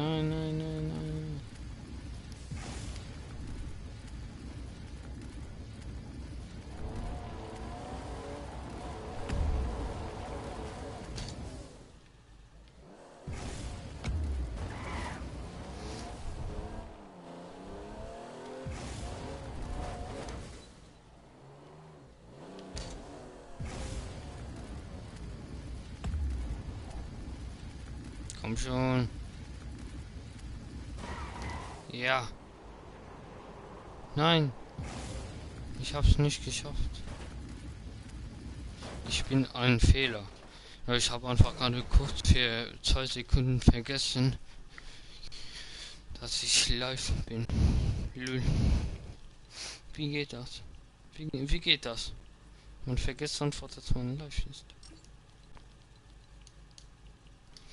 Ach, Digga. Wir müssen noch lange warten. Also nee, eigentlich nicht. Eigentlich geht's anders. Schauen wir es, glaube ich, vielleicht doch nicht ganz an. Vielleicht. Ich weiß nicht. Vielleicht doch. Auch um 31 Minuten schauen wir uns auf jeden Fall an. Weil man muss 31 Minuten lang gucken. um das Item zu bekommen, also das Backbone. Deshalb, ja. Genau.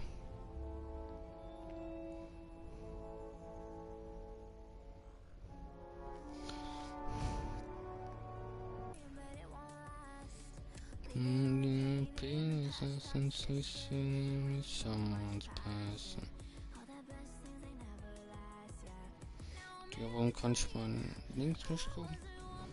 Lieferschieben. Aber wir gehen einfach in Rette die Welt rein. Let's go. In 13 Minuten startet das, Leute. We survive. Ja, ja, ja.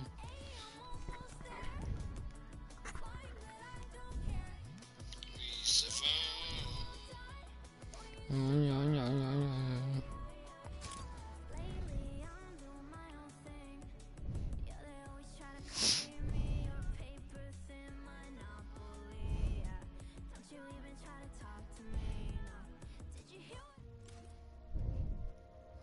Aha. Arr. Auftragsreihe. Ach, Digga, ich kann wieder nicht lesen. Lul. Was ist das denn hier, Leute? Einfach ein Trailer.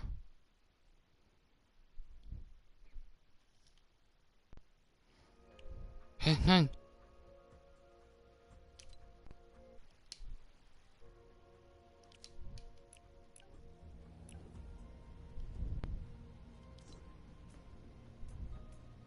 Hä, wie geil. Hä?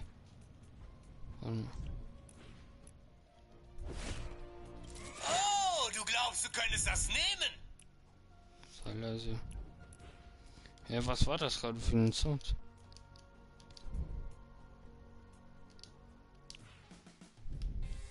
Ach, nee, nee, nee, nee. Nee, nee, nee, nee, nee. Kollege Schnichen.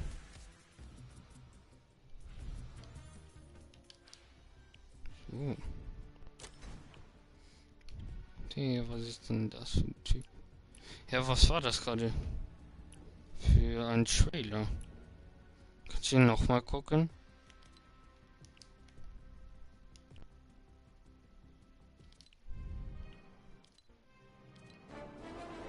Guck da. Okay, brecht nicht in Panik aus. Aber wir haben gerade die folgende Nachricht per Flaschenpost bekommen. Wenig geirrte Steinplankenheim-Umgebung. Schlottert vor Angst? Denn wir gehen auf Schatzsuche. Mit Ja. feindlichen Grüßen, Blackbeard und Keelhall, Na, die Blackbeard. Piratenallgemeinheit. Oh ja! Klingt das für dich nach guten Neuigkeiten? Nein. Wir schweben in furchtbarer Gefahr. Aber du hast einen Roboter gebaut, der einen unfassbar winzigen Teil des Problems löst. Hä, wie geil.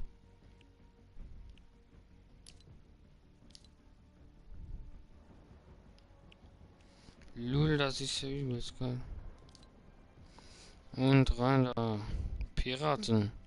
Ja, der Trailer da am Anfang. Was war das für ein... Was war das? Kann ich den nochmal sehen irgendwie?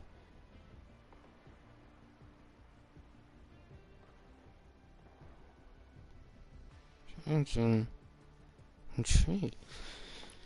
Wie kann ich den nochmal sehen?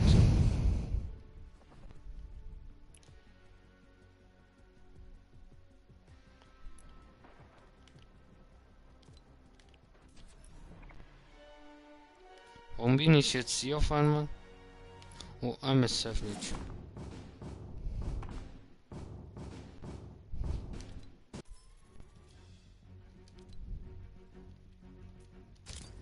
Und rein in die Mission. Mission, Digga, was war das denn? Schau dich nach Beute und suche die Zone nach Schätzen ab. Da da da da. Da da da da. Dun dun dun dun. Dun dun dun dun.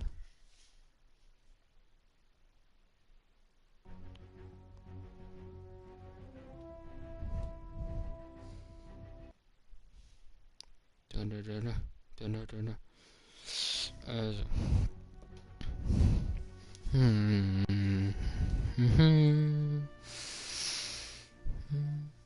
Bleibe dem Sturm fern, er tut ziemlich weh. Ja. Kann tatsächlich sein. Ja, wie lange? Deine Mission lautet Neuversorgung. Okay. Hier das von Gegenständen in seiner Sammlung, um noch mehr Belohnungen zu erhalten. Ui. Ich habe ein Schwert. Es ist an der Zeit, das Lager nachzufüllen. Auf geht's! Schnapp dir, was du brauchst und zertrümmere, was du willst. Zeit für Nachschub. Diese Modertypen! Du hast 10 Minuten, um dir alles zu schnappen, was du brauchen kannst. Oha, Digga. Aber pass auf, der Sturm kommt immer näher. Der Sturm wird dir Schaden zufügen, also bleib in Bewegung und behalt die Karte im Auge. Ja. Der ist ruhig. Bonusziele sind im Spiel. Ja, was ist das für ein geiler Modi? Oder? Da.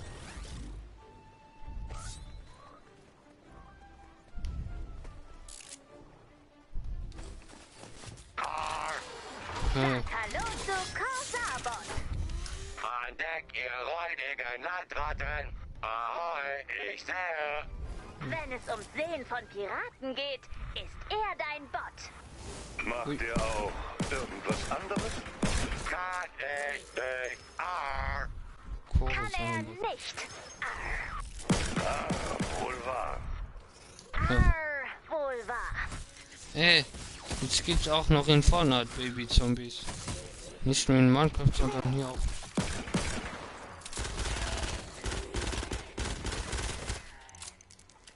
Fast keine Munition mehr!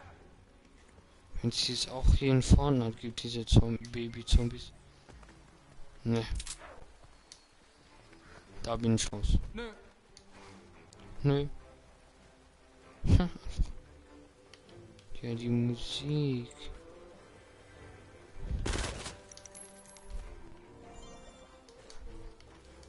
Mir ist gerade aufgefallen, Leute.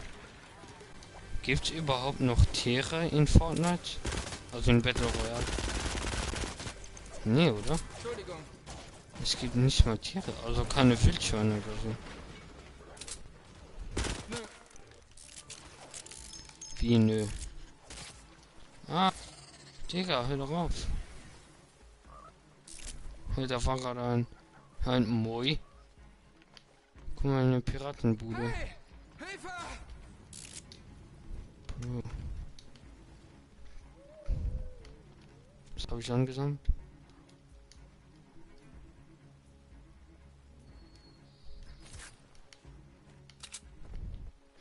Hey, ich habe eine.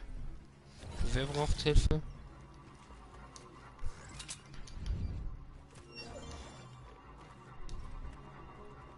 Kann nicht. Kann nicht. Ich habe noch 7 Minuten Zeit.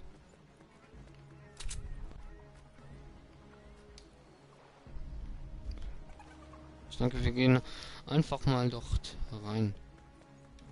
Und das war's auch schon. Chill. Das ging ja mega lange.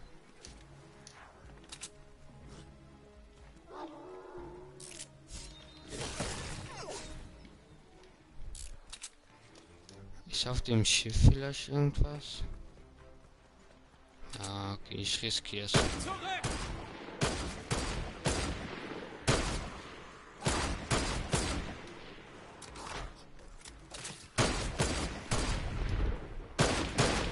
Das war's für dich. Kann nicht, geht nicht. Digga, beruhigt euch doch alle mal. Da! Piraten, Leute. Kann nicht. Und da auch. Also, ich will ja nicht meckern, Ray. Aber vielleicht solltest du dich langsam dem Robotikhandbuch Band 2 widmen. Das sind Es gibt Piraten, einen Leute. zweiten Band. In der Heimatbasis befinden sich 50 Bände und genug Komponenten, um tausende starke Roboter zu bauen. Es beginnt mit Lektion 1, Hä? dem bescheidenen Glotzbot. Einfach Und Piraten, endet Leute. mit Lektion 500, dem Ja. gigantischen Sturm bekämpfenden Mecha Masterbot. Ja? Oh, ach, Wofür waren all diese Teile? Wie meinst du das? Waren. Du kennst die Antwort. Ich spreche sie lieber nicht laut aus. Ja, danke schön.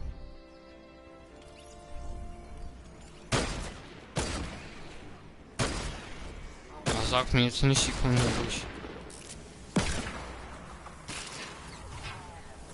Ich bin im Storm. Und raus da. Kann nicht, geht nicht. Kann nicht, will nicht.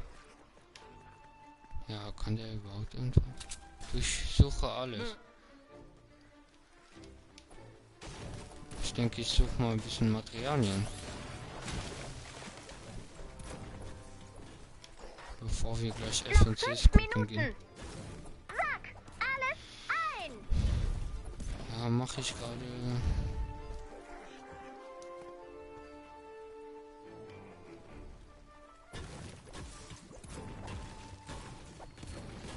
Das ist der Modus hier ist übelst geil irgendwie. Aber was ist das hier jetzt? Kann nicht.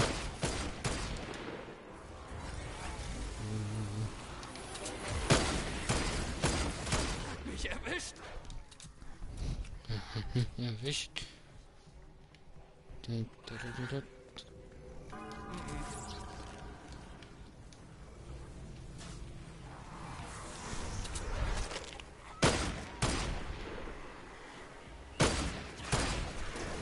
Rette die Welt ist eigentlich so ein geiler Modus.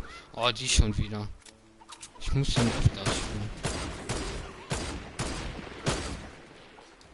Komm her, Fanny.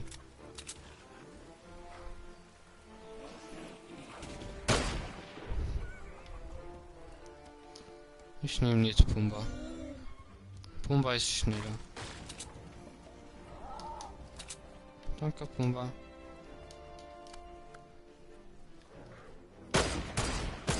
Mir tun die armen Tiere irgendwie leid. Oh. Ich bin keine Vegetarierin, aber ich will lieber nicht wissen, wie diese Nuggets gemacht werden. Seit wann bist du eine Nugget-Spaßbremse? Magazine sind Bin ich nicht, Dennis. Ich denke nur, dass wir etwas zu hochmütig geworden sind. Ich schlag das nach. Und wenn das nichts Nettes ist, setze ich dich auf die Nugget-Feindesliste. Nugget fand Dann kommst du auf die komische Kauzliste. Hört auf, euch auf Listen zu setzen. Das ist nicht das schwarze Brett. kann nicht, geht nicht. Ich habe. Okay, die letzte Munition ist entscheidend. Entschuldigung. Entschuldigung. Ja. Entschuldigung. Ja. Entschuldigung. Ja.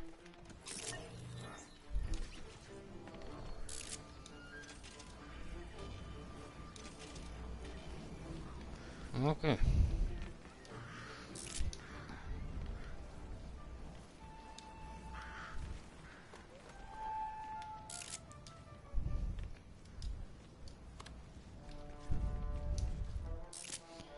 Ich erkläre dich damit schuldig. Der Mond ist so geil irgendwie. Obwohl hier gerade nichts passiert. Kann nicht. Was muss ich machen? Ich habe nur noch 2 Minuten. Blue Glue. Oder Blue Glue. Nö. Noch 2 Minuten. Behalte deine Ziele im Blick. Zertrümmern, zuschnappen und zügig wieder los. Es geht heimwärts. Ehrlich?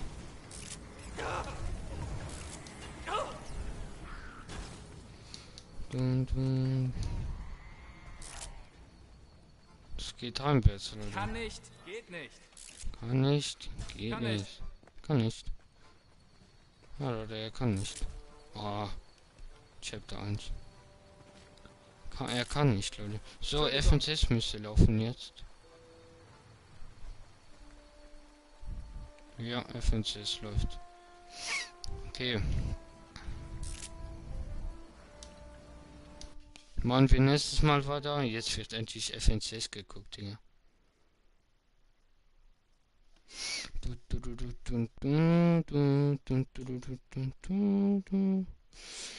Aber muss man, ich weiß nicht.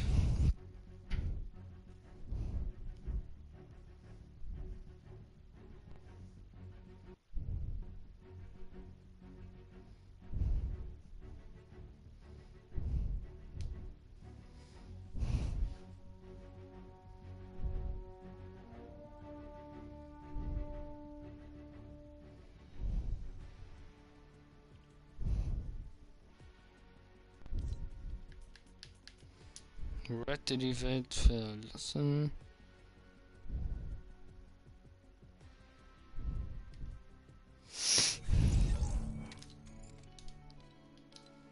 Und Dings schon.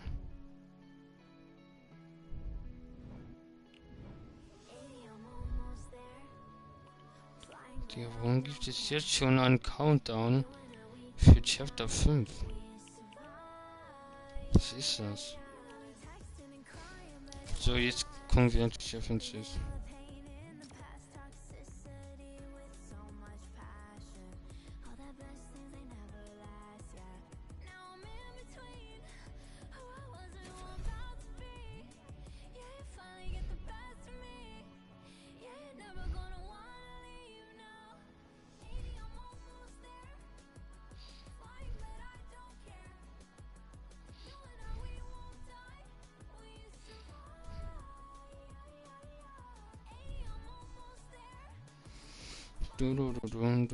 So, jetzt 30 Minuten bekommt man das Item.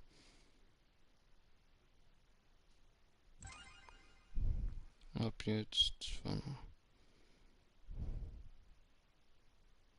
Ich mach sogar 33 Minuten.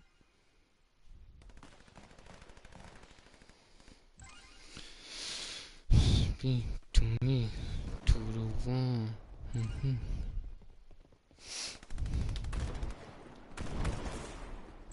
Und läuft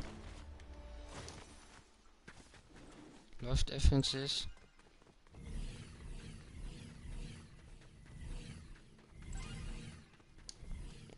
Sie ist schwarz.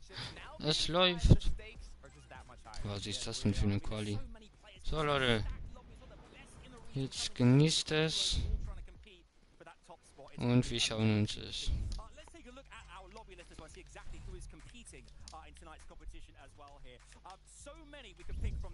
So, jetzt lege ich mal alles und wir schauen uns das an. Look, I love this duo. They are a colossal duo in the European region, but what was a little surprising is they actually didn't perform as well as we would have expected in the qualifiers. But if you look back Noch at nur Major 1, kurz Thomas and Malibu bisschen lauter. got second place in the grand finals. But the issue is they are landing at the racetrack north of Mega Macht City. das einen Unterschied?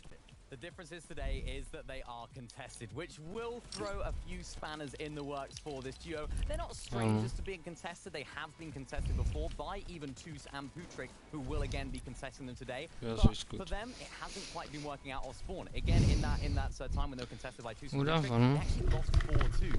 However, in the games that they did make it off spawn, they were very, very strong. They were going for those pulse rifles every single game, and today, I hope to see none of those. No different. I'm expecting to see the same. Totally, and even though qualified already Ja, versus ist gut. globals, I mean, they're going to bring the noise. They're going to bring it all.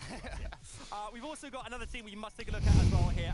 We've got Moustache and Tayson here. I mean, again, Mini. These guys, I mean, such an impressive duo here. We know them so well.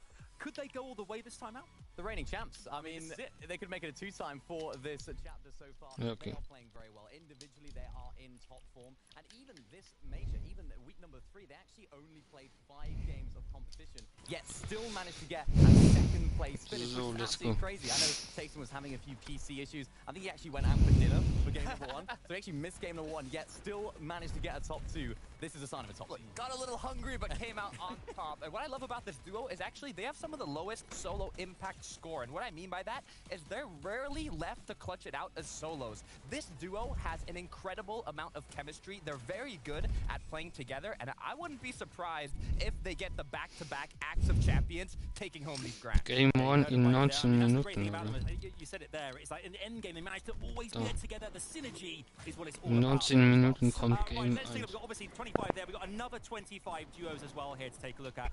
Let's look at our next pairing here, Shamoki and Swizzy. I mean, again, a team that we know so much Hört about man mich and we gut? think could go the way, but why are they potentially going to take the active champions here, Takata? Yeah, I mean, this duo has quickly become, coming from Asia originally, one of the most lethal threats on the European region. Every nein, single Minuten, game they sorry. made it to top 5, they got a victory royale. This duo has a solid shot of taking home the grand. They really do, and they're uncontested Citadel as well. Ja, they man, know the ist area gut. very well. Even in the weekly qualifiers, they were doing such a good So, job jetzt there. einfach However, gucken, during Leute. those weekly qualifiers, they didn't Und quite have as much genießen. contestation around them as they do today. So that's definitely going to be a little bit more difficult for them to manage. It could work in their favor, though, however. Of course, they do have extra Storm Surge opportunities with all those teams around them. But if things get a little bit dicey towards the end of the tournament, we could see them getting landed on. But hopefully they'll succeed. Hopefully not.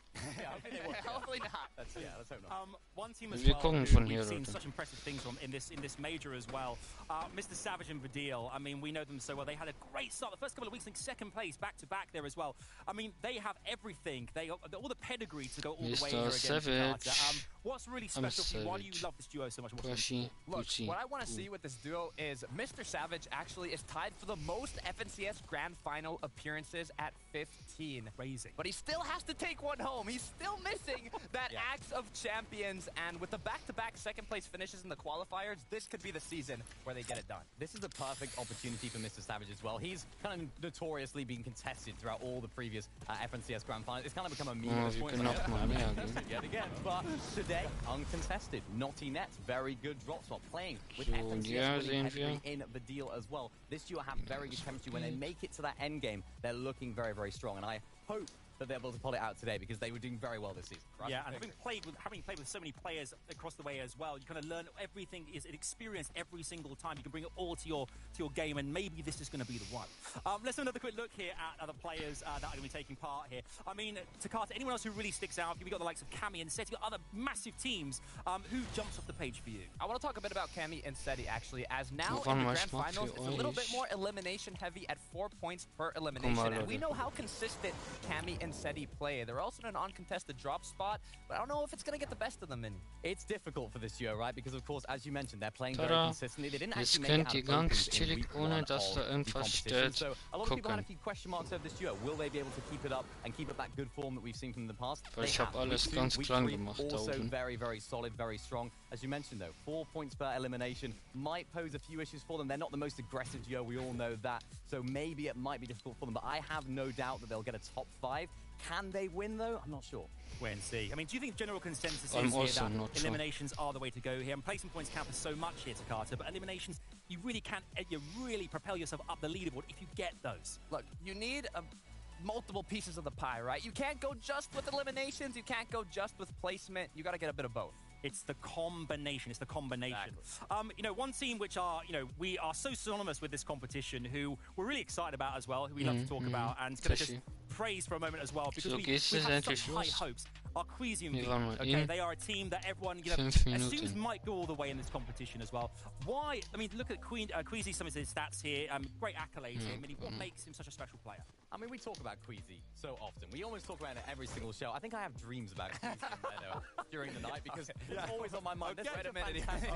All right. But of course, Queasy, with all of his experience leading Venno, of course, 2-time FNCS champion in multiple different gamers, of course, duos and trios. This is a duo that can get it done, particularly with how they're playing. Look, I'm rowing the boat you're on, Minnie. If I have to take a chance on a duo here, it's going to be Queasy and Vino to take it home.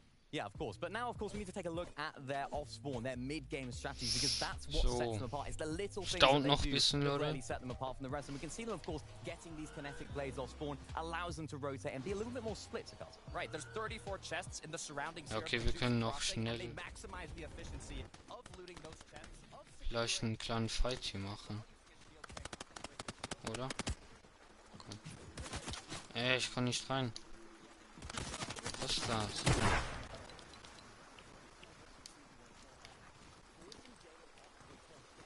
Läuft hier? Ja. Egal. Guck mal, hier ist auch, hier sehen wir die FNCS-Picken, die Spitzhacke von die neue und das hier ist die alte. Die Chapter 2 Season. Ah ne, hier hat FNCS begonnen. Da. Season 5, Season 6. Away, taking shots, trying to do a bit of Season damage, but not getting overly aggressive. Their main goal of this engagement was just to secure that combat. Hier war FNCS Invitational. Kami und Seti haben das gewonnen. To get that storm surge, but these guys know we have our storm surge strategies nailed. We don't need to get these eliminations. We don't need this loot because, as we see here, yet again another example, getting a beautiful beam onto the sea, but they're thinking, no, we're not going to go to get these eliminations. We're going to focus on the placement. We're going to focus on our positioning, and we can even see them setting up success in endgame as well. Yeah, and And because of this damage that they got early on, they're the first ones to rotate to the edge of the zone here. And with the spare time, they're always doing something. Here they're fishing, might be able to play heal off later. They are always one step ahead of the game. Just setting up all of those win conditions throughout that whole end game. As it happened in this game, Queasy didn't even need to use them because, of course, it was just a perfect positioning, a perfect end game played out. They went for high as Queasy and Benno does. I don't think we need to see the rest of this. So, 3 Minuten nur noch, Leute. Und beginnen. Endlich. Tactics that these guys use, the little things that make them different. Well, absolutely. I mean, obviously, previous FNCS champions, well, both of them in different, different teams and such. But thinking about their kind of failures and successes as well. We touched on this last week, but you learn so much from those moments where it doesn't work in your favor as well. And they've had those moments, and they seem to always kind of catapult them where they learn from them so well, and that's why they seem every season to get better and better and better. Was ist jetzt los? Go in a great position now. I mean, that's what Fortnite competitive is about. Adapting, learning from your mistakes, and just learning everything you can from the previous matches. Even going into 2-day tournaments like these grand finals, when you have to play day one, Queasy and Vino are going to be seeing what they did wrong, seeing what they can change, seeing what their opponents can do. And I mean, with amazing coach BloodX, they're going to get it done. Yeah, let's hope so. I mean, even from previously, they haven't actually won an FNCS yet, so this could be their time. Will it be their time? Will Queasy and Vino actually do it and go all the way? 12 games. Gute Frage. Werden Queasy und der Warum der Typ halt das hinbekommen? Now and introduce a couple of hurricanes to the mix here. Let's bring out our casters. It's Shy Away to 11-2K. Oh, give me that. Oh, and die wieder. Wow. That was just spontaneous. It felt organic in the moment. What's going on, man? Good to see you. Mate, we've got good to see you. Good to see you. Fortnite here. This is still going. The longest That's why this is special. Hey, but not awkward. Just embracing it. I'm embracing it. I think that's the great thing about this competition. Obviously, we've got so many great teams. We touched on some of them here as well. Grand Final, 12 games. I mean, what players do you have to do consistency-wise? What do you think is going to happen across the next 12 games? It is such a tough lobby to play in, right?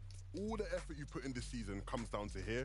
But the hardest part is you've never played in a lobby this difficult. If you're any of the players in this one, like you literally have no experience of this. Yeah, absolutely. And the combination of it is so different too, right? All the people from the surgery that come in, there's some who have so much practice week after week. Like we're mentioning, Savage with the back-to-back, Squeezy with the control. It's going to be tough. Yeah, no, it really is. We have so many of our top teams going in uncontested as well. We, of course, have contested drops as well from Mr. Savage. Of course, uncontested, we have Thomas A.T. Malibuca contested. It's going to be interesting to see how they manage those different situations. Right, we have all these veterans, but there's also a few first-time grand finalists in the mix today. So let's hope they... Grand Finals. Let's go. Historically, it's hard for the first time. So, I'll go a bit easier the first time as this time round. Okay, well, listen, it's all coming our way here. We have got game one imminent here, but Shy 11 will get you in position in a second here. For you guys watching, 12 games, Grand Finals, 2 days, 12 Spiele, all the way. It starts right here. It's time to brace for chaos. It's time for game number 1. Hey, welcome to EU's Grand Finals, day number 1, and you know what they say, I never seen two pretty best friends. 7-2K. Shy Wager, and we're looking really mighty fine, getting ready for these 12 games. I'm really excited, Shy. I'm really excited because all throughout the week I've been seeing and talking to different players. Dass sie da immer stehen? Müssen die da die ganze Zeit stehen, während sie kommentieren? Ja, Leute, jetzt wird's spannend. Da ist die Insel, die Map. Yeah, and a lot of work, right? Because Storm Surge in these lobbies, for one, is a whole different ball game. The difficulty, right? Things you could get away with in Qualify 1, Qualify 2, Qualify 3, you cannot get away with. Und es beginnt, Leute. Okay, ich probiere irgendwie mitzukommentieren, okay? Who's it gonna be? Who are you looking at and thinking they're gonna walk away with it by the end of today? I gotta see some, but I think the entire community and So, myself, die springen raus. and then a little bit of a Ach ja, was war das jetzt? So, wir haben hier TT9 Jalen. Wir haben Jalen hier und hat schon eliminiert. Das war Angry Dingsbums. Sehr geil. Thomas HD. Wir kennen ihn alle, wir lieben ihn alle. Thomas XD ist überfordert, leicht überfordert. Hat sich nicht geheilt, weiß nicht was ist. Ah, ich lasse es einfach, Digga.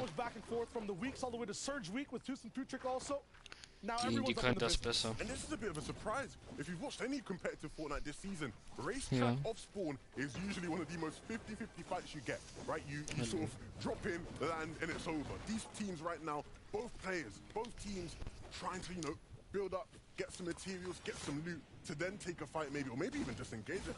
If they both disengage from this and try to play out the game, that would be an even bigger shock. That's an even bigger show for us to watch tonight. Big thing too for the rest of the lobby. We have so much contestation. Mini and Takata were talking about it. 92 players still up in the lobby. Everyone seems like they're on that disengaged bandwagon. Understandably, the stakes are so high, right? Of course, we know players are playing for big amounts of Ich prizes. habe noch immer keine gute Stelle gefunden, wo ich stehen kann. After day 2, you secure a spot to the global championships, and that's where everybody in this lobby really wants to be. Yeah, last season it was the top 2 stakes even tighter, with the top 5 being up for grabs now. How does that change things? That means top 15 people who are there in game 11 still have a chance to have huge stakes attached to their name. We'll come right back to that in a second, because looks like Thomas and Malabuka do not want to go the disengaged route. They're looking for angles and fights. Uncharacteristic misses from Thomas on the right side. What a nice angle, though. Shield bubble makes it that Malabuka has to be forced into the 2v1, but has a high ground position. They kind of have control over this all around. So I don't think Future and Tus have match for the moment. It's Thomas and Malabuka in control.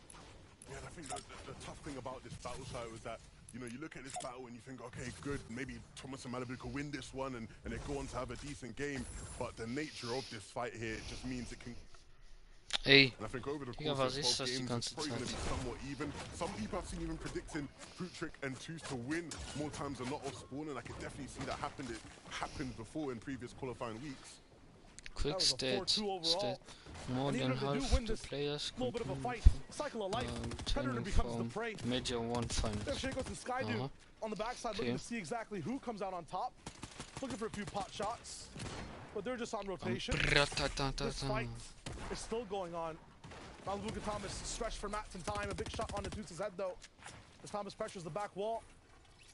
As that stair edit still held through the wall. Finicky.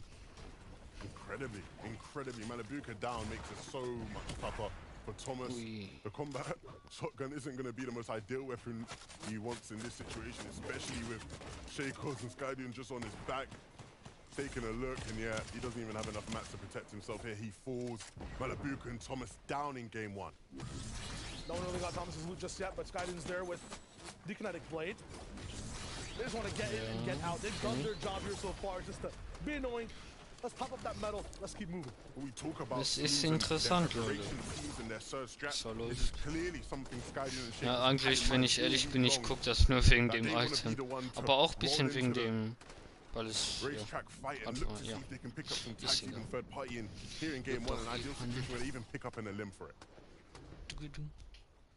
On the other side of things, Gabex doing his best chance and job to get Shmeki back in tow. Yeah, this is going to be another one of those fights we have to watch out for. Howley and El Tenzi up against Gabix and Shmeki. And it's a really tough situation to be in. A nice shot there from Gabix.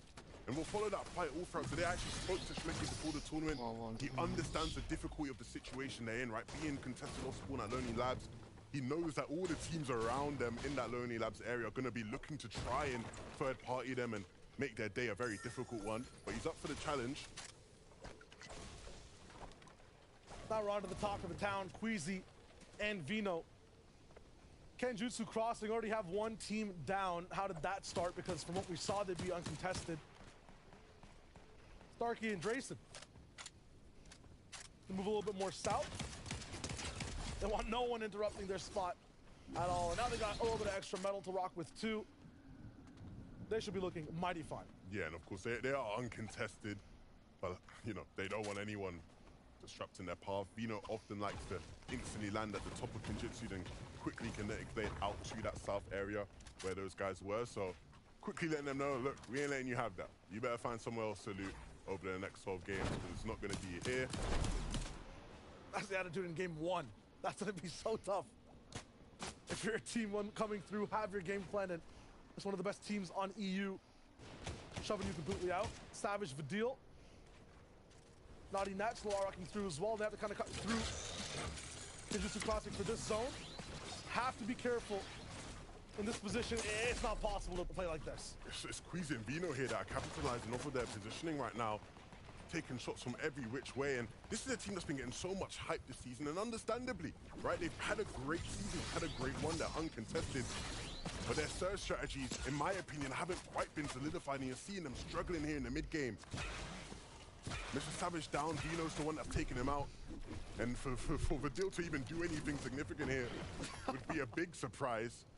If you can maybe just get the reboot card and get out, that would be that most ideal situation. Oh, Vino's got everything. He's like a metal detector on a beach, finding everything of value between the rough. No matter who is coming through on their spot, this man will find a way to turn it into points. Escapes through the ravine. That's what Vino does. That's what he does best. That's what makes him considered one of the best players in the world. But here over at the Citadel, I see Snazy, I see Podesite. Everybody expected to see Shamoki and Swizzy here. So we got Taco on the sideline to fill us in. What's going on right now, Taco? Well, that's part of the fun, Levin, because when it comes to grand finals, regardless of how much prep a team might put in, you never know who's going to try to actually be a thorn in your side. And this time, it's Snazy, it's Podesite. They are taking over the Citadel, instantly double eliminating Swizzy and Shamoki in the process and setting themselves up for a pretty nice-looking game one. As somebody who is well-versed in the art of pickaxing off spawn, you got to fully commit. You saw he didn't commit, and eventually they both get taken out. That is huge, though, right? Because I think people suspected it, right? I've seen people in the community suspecting, look, there's no way Snazy and Podesite land where they're landing. They're going to go to Citadel. And here in game one, whipping out all the stops already. Yo, if I'm Floki and Kommen, I'm happy. This is kind of uncontested. And that's kind of unprecedented for that team. Usually they're the ones who have so much trouble off spawn in rotations. That's not much of a big move from Podesite either. It's just kind of one grid to the right on the left side of the map, and controlling Citadel is going to be huge. Yeah, and it's a place they've landed at this season at times, and so there was always the sort of idea that they could do it. I think the biggest losers in the situation, though, obviously Swizzy and Shamoki. This is a team that many people, including myself, believe could easily get top 5 uncontested throughout all the games. If they're going to have to fight off spawn 12 out of 12, it could be a whole different tournament for them. It's the Kryptonite. That's, I think, the biggest weakness for that team. I think Swizzy and Shamoki, you can add another S word in their synergy is kind of what we've seen from them week after week in the quals. Major after major in the FNCS as well. Chasing a mustache for me is just attitude. What is on their mind when it comes to this major itself? They're kind of fully qualified for globals. They're looking good overall in terms of the way they want to work. Is it the back-to-back that they want to have in their pocket as well? You tell me. Well, I'll let Tayson tell you. Because I spoke to Tayson, and I'll read what he said word for word. Okay. I said to Tayson, are you feeling confident about this weekend? And he said, nah. Not been playing as me lately. Queasy and Vino are really good Leute. Ooh. So he's aware of his biggest competition. He knows right now that they aren't necessarily the top dogs in the lobby. And of course, they're the reigning champions, and it's Tayson at the end of the day. He could say that, and I still think he could come out and win the whole thing. But clearly not feeling as confident to do the back-to-back that everybody wants him to do. I actually like that a lot, though, from their perspective, because it's less pressure on them. I think a lot of the times when it comes to back-to-back winners, you switch up game plans, you have so many more eyes on you for that expectation. So it many feels like eyes. Vino already won the last FNCS and the 20 that came before it on how much people are hyping them up. Yeah. With Tayson and Mustache not having that pressure at all, that could be a good thing for them. That could be a huge, huge thing for them. I think they showed us many times this season that they are still an elite team. Even if Tayson doesn't feel like he's at his best, his 50% is better than everybody's 100%, right? He's the main character. He is the main character. The main character. Kyrie and Ping want to get to that point. One of the ways you guys can have main character power this season is getting some of these loot caches that drop down. That being said, without jam-packed EU is how many people stay alive, it'll always be a fight to get this free loot. It's not so free some of the time. Not so free. Not I so think free, it's die right? Fenderback-Blinde that cash. Das bringt sie danklich geil. There is so valuable. So we often see everybody in the map sort of fighting for them. The best case scenario is you find one that's uncontested, no one's fighting for it, but you don't always get that benefit. Also nur noch. Ich habe nämlich einen Timer gemacht auf 33 Minuten. Bad for some teams, good for others. I think the one team I definitely have in mind. Und es sind nur noch 9 Minuten. Of course, we mentioned them a bunch, but the analysts at the start of the day breaking down some of their best games. And one of their best zones is this one Dann here. gehe ich, glaube ich, auch played it so offline. many times, they're very familiar. War aber ein ganz entspannter Livestream wieder. I think it's because from Kenjutsu having those kinetic blades and just this type of mobility this season, it's just permanent renewal of movement. Vertical, any way that you want. And for Queasy Vino, they have these pockets that they create these moments where you have a 1 second decision to make. That kinetic blade allows you to do that. They get to control all this stuff. They get to see it from their POI as well and keep moving. Vino as a front man, it's huge. Yeah, and they obviously want to wrap round the south side, right? Get to dead side. We know that's how they like to play. The problem is, right, you see on the minimap, there's that one team there sort of just on the island. Yeah. Just right there that has the... Wer hat da gerade den Ball geschossen? In terms of how they rotate it. But like you said, with the kinetic blades, they just have that freedom of movement. Wouldn't be surprised if they just went deep into the actual ocean as well, just to try and avoid those guys. It's scary too. I mean, even if they want to fight, the coolest thing about Queasy and Vino, I love their vertical pinches on fights where Queasy ends up being a little bit further back and high and Vino's up in the business. Kinetic blades that just let you do that without any prep, which is very scary if you're a team that is really ready for it. Lacha and Mixon, they're waiting for this island to spawn in. The question is, will they rise to the top and get those pulse rifles? Yeah, I think the bigger story of today is going to be about which team is going to be claiming this game after game. You know, certain teams want a condition for it. My biggest fear coming into today was that Malibuka and Thomas would be able to get those pulse rifles for free game after game. We saw already how they started, and so that's not going to be the case here in game one. But right now, Blacktra and Mixon are the ones contesting for it, but will they be the only team contesting for it? I mean, from what we've seen in all quals and Surge Week, every time this island spawns, it's 2 or 3 teams that end up based. And this is one of the first times I've seen it so quiet. Might just be on where it is on the map, because a lot of the times, yeah, we don't even see the zones pulling in all the way towards the bottom left. Pablo Wingu, Bevy's up in the business. Aggression, is it starting now or is it ramping up over the 2 days? I don't know what I'm going to get from this team, right? I feel like last season, we saw the highest of highs, and this season it's been a mixed bag, right? One day they're playing lights out, the other day it's nowhere to be found, and I think they were obviously able to make their way into this stage through surgery a lot later than I think many would have expected. I don't think many people will have them as, you know, incredibly high in their rankings of who can do well today, just because they haven't quite shown us that this season. On the opposite side, for some reason, incredibly low on the rankings for some people, Steady Cammy. But I feel like you don't agree with that at all, Lev. Yeah, I think this team is more than good enough to win the FNCS this season. I think a lot of people have stepped on them. The start of the season wasn't great, right? The start of the season was not great for this team, and so I understand why people are feeling like, hey, look, Cammy, so you haven't been playing as well and whatnot. That's been a narrative. But this team is the real deal in my eyes. I think leading up to the FNCS, we've seen their form increase and rise. They've been playing so well. And it's hard to actually imagine that, because towards the start of the season, Shai, they almost split up. A lot of people don't know that. My sources let me know, right? These guys almost split up. This was potentially going to be the last time Cammy and Seti played together. But I think a good performance this weekend will keep them going throughout the end of the year and at least into globals. And I definitely think a good performance is well within their reach. See what they have packing soon. Zara, Zangi have to get the zone to interact with any teams, even the likes of Steady and Cammy. Storm Surge active, not in trouble just yet. If you guys are unfamiliar with what this means, why every team is kind of just going a little bit back and forth, it's all about doing damage and being above a threshold. You can see it on the right side. If you don't do enough and you're below that threshold, you start to take a lot of damage. So it's a mechanic that allows every team in this lobby to have a purpose as they're moving around, try to fight. Thing is, though, it's hard to get that damage. So many people like to cover their tracks, stay protected.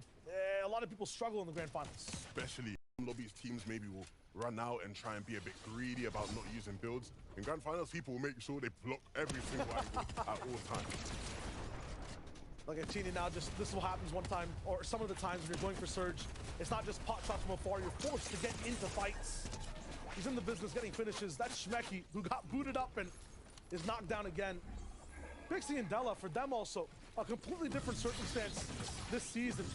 I believe it was the top 5 in FNCS Major 1. They were so close to having that global championship as well. I mean, walked away with $60,000, but now I feel like this season they're ready to upgrade, stay inside that top 5, and cement themselves as a duo not to be messed with in EU. That would definitely be the progression I think many expect. This is a team that you can expect to see at high ground at some point today. That's a style that has worked very well for them. And I definitely would love to see that, right? Where, you know, maybe after such a top performance bursting onto the scene last major, quite enough of it, but here in the finals, the chance to, like you said, get loud again and maybe secure that spot in the global championships. I feel like the meta works for them really well. You just are able to shadow a lot of the time the people around you, not be that loud foot, the loud noise on the server. Not going to be the case in this one.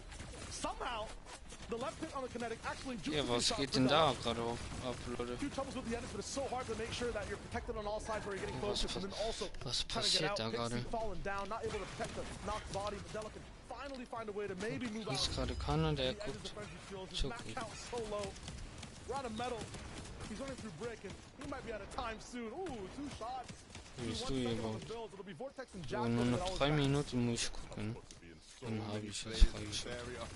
So congested and reflection mixing. Guck mal, das Backbling hätte ich auch so gern. At any given moment, you know those guys could be melting Guck down mal. the walls. Sieht so geil aus, dieses Backbling.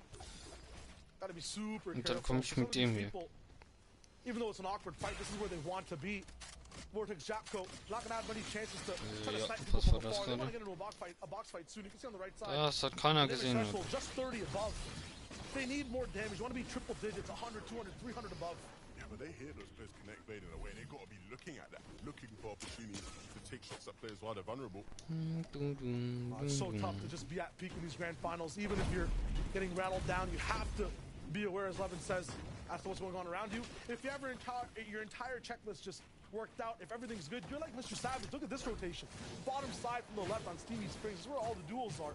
How he got here and is unscathed and has damage, it's so impressive. The problem is he hasn't got materials. Yeah. Materials looking really, really bad for him, and so he's going to have to look to try and farm up somewhere. Ja, seine Stimme ist ja. But realistically, the best option for them is to just try and So, get a 2 refresh Minuten of some muss ich sort, nur take a noch fight with somebody, gucken. hope they don't have to commit too much in it, and hope the team they have a fight with is in a much stronger position than they are. It's the first time watching since last major as well. You might notice on the bottom right, it's 6 out of 12 zones. By now the zones would have been already moving. It'd be super jam-packed action left to right. Now kind of zone 9 is where that action starts to begin. So for 7, it's kind of our first half and half. A little bit bigger for the teams to fit in. It makes it harder though for all the players. You have to keep Ich using werde more morgen maps vielleicht auch for noch every mal single FNCS rotation. 3 more gucken. zones basically. Ne, a map. wahrscheinlich eher nicht. Yeah, it's Nee, nee. Wahrscheinlich nicht. one of the biggest skill gaps. Morgen ist Sonntag. Oh nee. Warum ist morgen Sonntag? The priority right now is not just preserving materials, it's to just actually stay alive. With this spray coming in, I was going to get a chance to revive. Right now, he's going to have to hope they stop, trying to drop the team down, and even as he goes down, taking damage. Trying to find that right time, and he might have just found it by dropping down 1 box there. Should be good, but I'm not sure if they have splashes to get fast heals back up. Put aside drops down there a little bit of time to build up before they move. He heard them. So decided, yeah, I'd rather just play this game out as a solo than trying to go for the revive. So maybe you're going to have to watch in the back. Ja, ich gehe wieder zurück. Every duel then moves. This is where probably when Bebbies have the best type of action. Unscathed rotation on this part, but if anyone does show themselves even for a second, you can expect to punish. Being held by Sadie and Kemi, it feels like that duo hasn't moved since the game started. And now the game's coming to them. That's exactly what you want. We talked about being able to preserve materials. If you ain't got to move, how much materials are you really going to spend? And this is such a classic Seti Kemi position. You have someone really loud right on top of your build. Usually sometimes Thomas HD in past seasons who love to just take shots with their boxes open. You can control everything happening on the lower end of the spectrum. All the pressure absorbed by the sky. It's huge. Vanya next to that box as well. Warum habe ich die Munition? Don't look really to be interrupted on the rotation. This is exactly where they want to be. Yeah, this is an example of a team in a really, really nice spot. Surges well above the threshold. They have priority to get to that next zone as well. They have really, really good loot. They have those connect blades like we know, and the materials are still decent.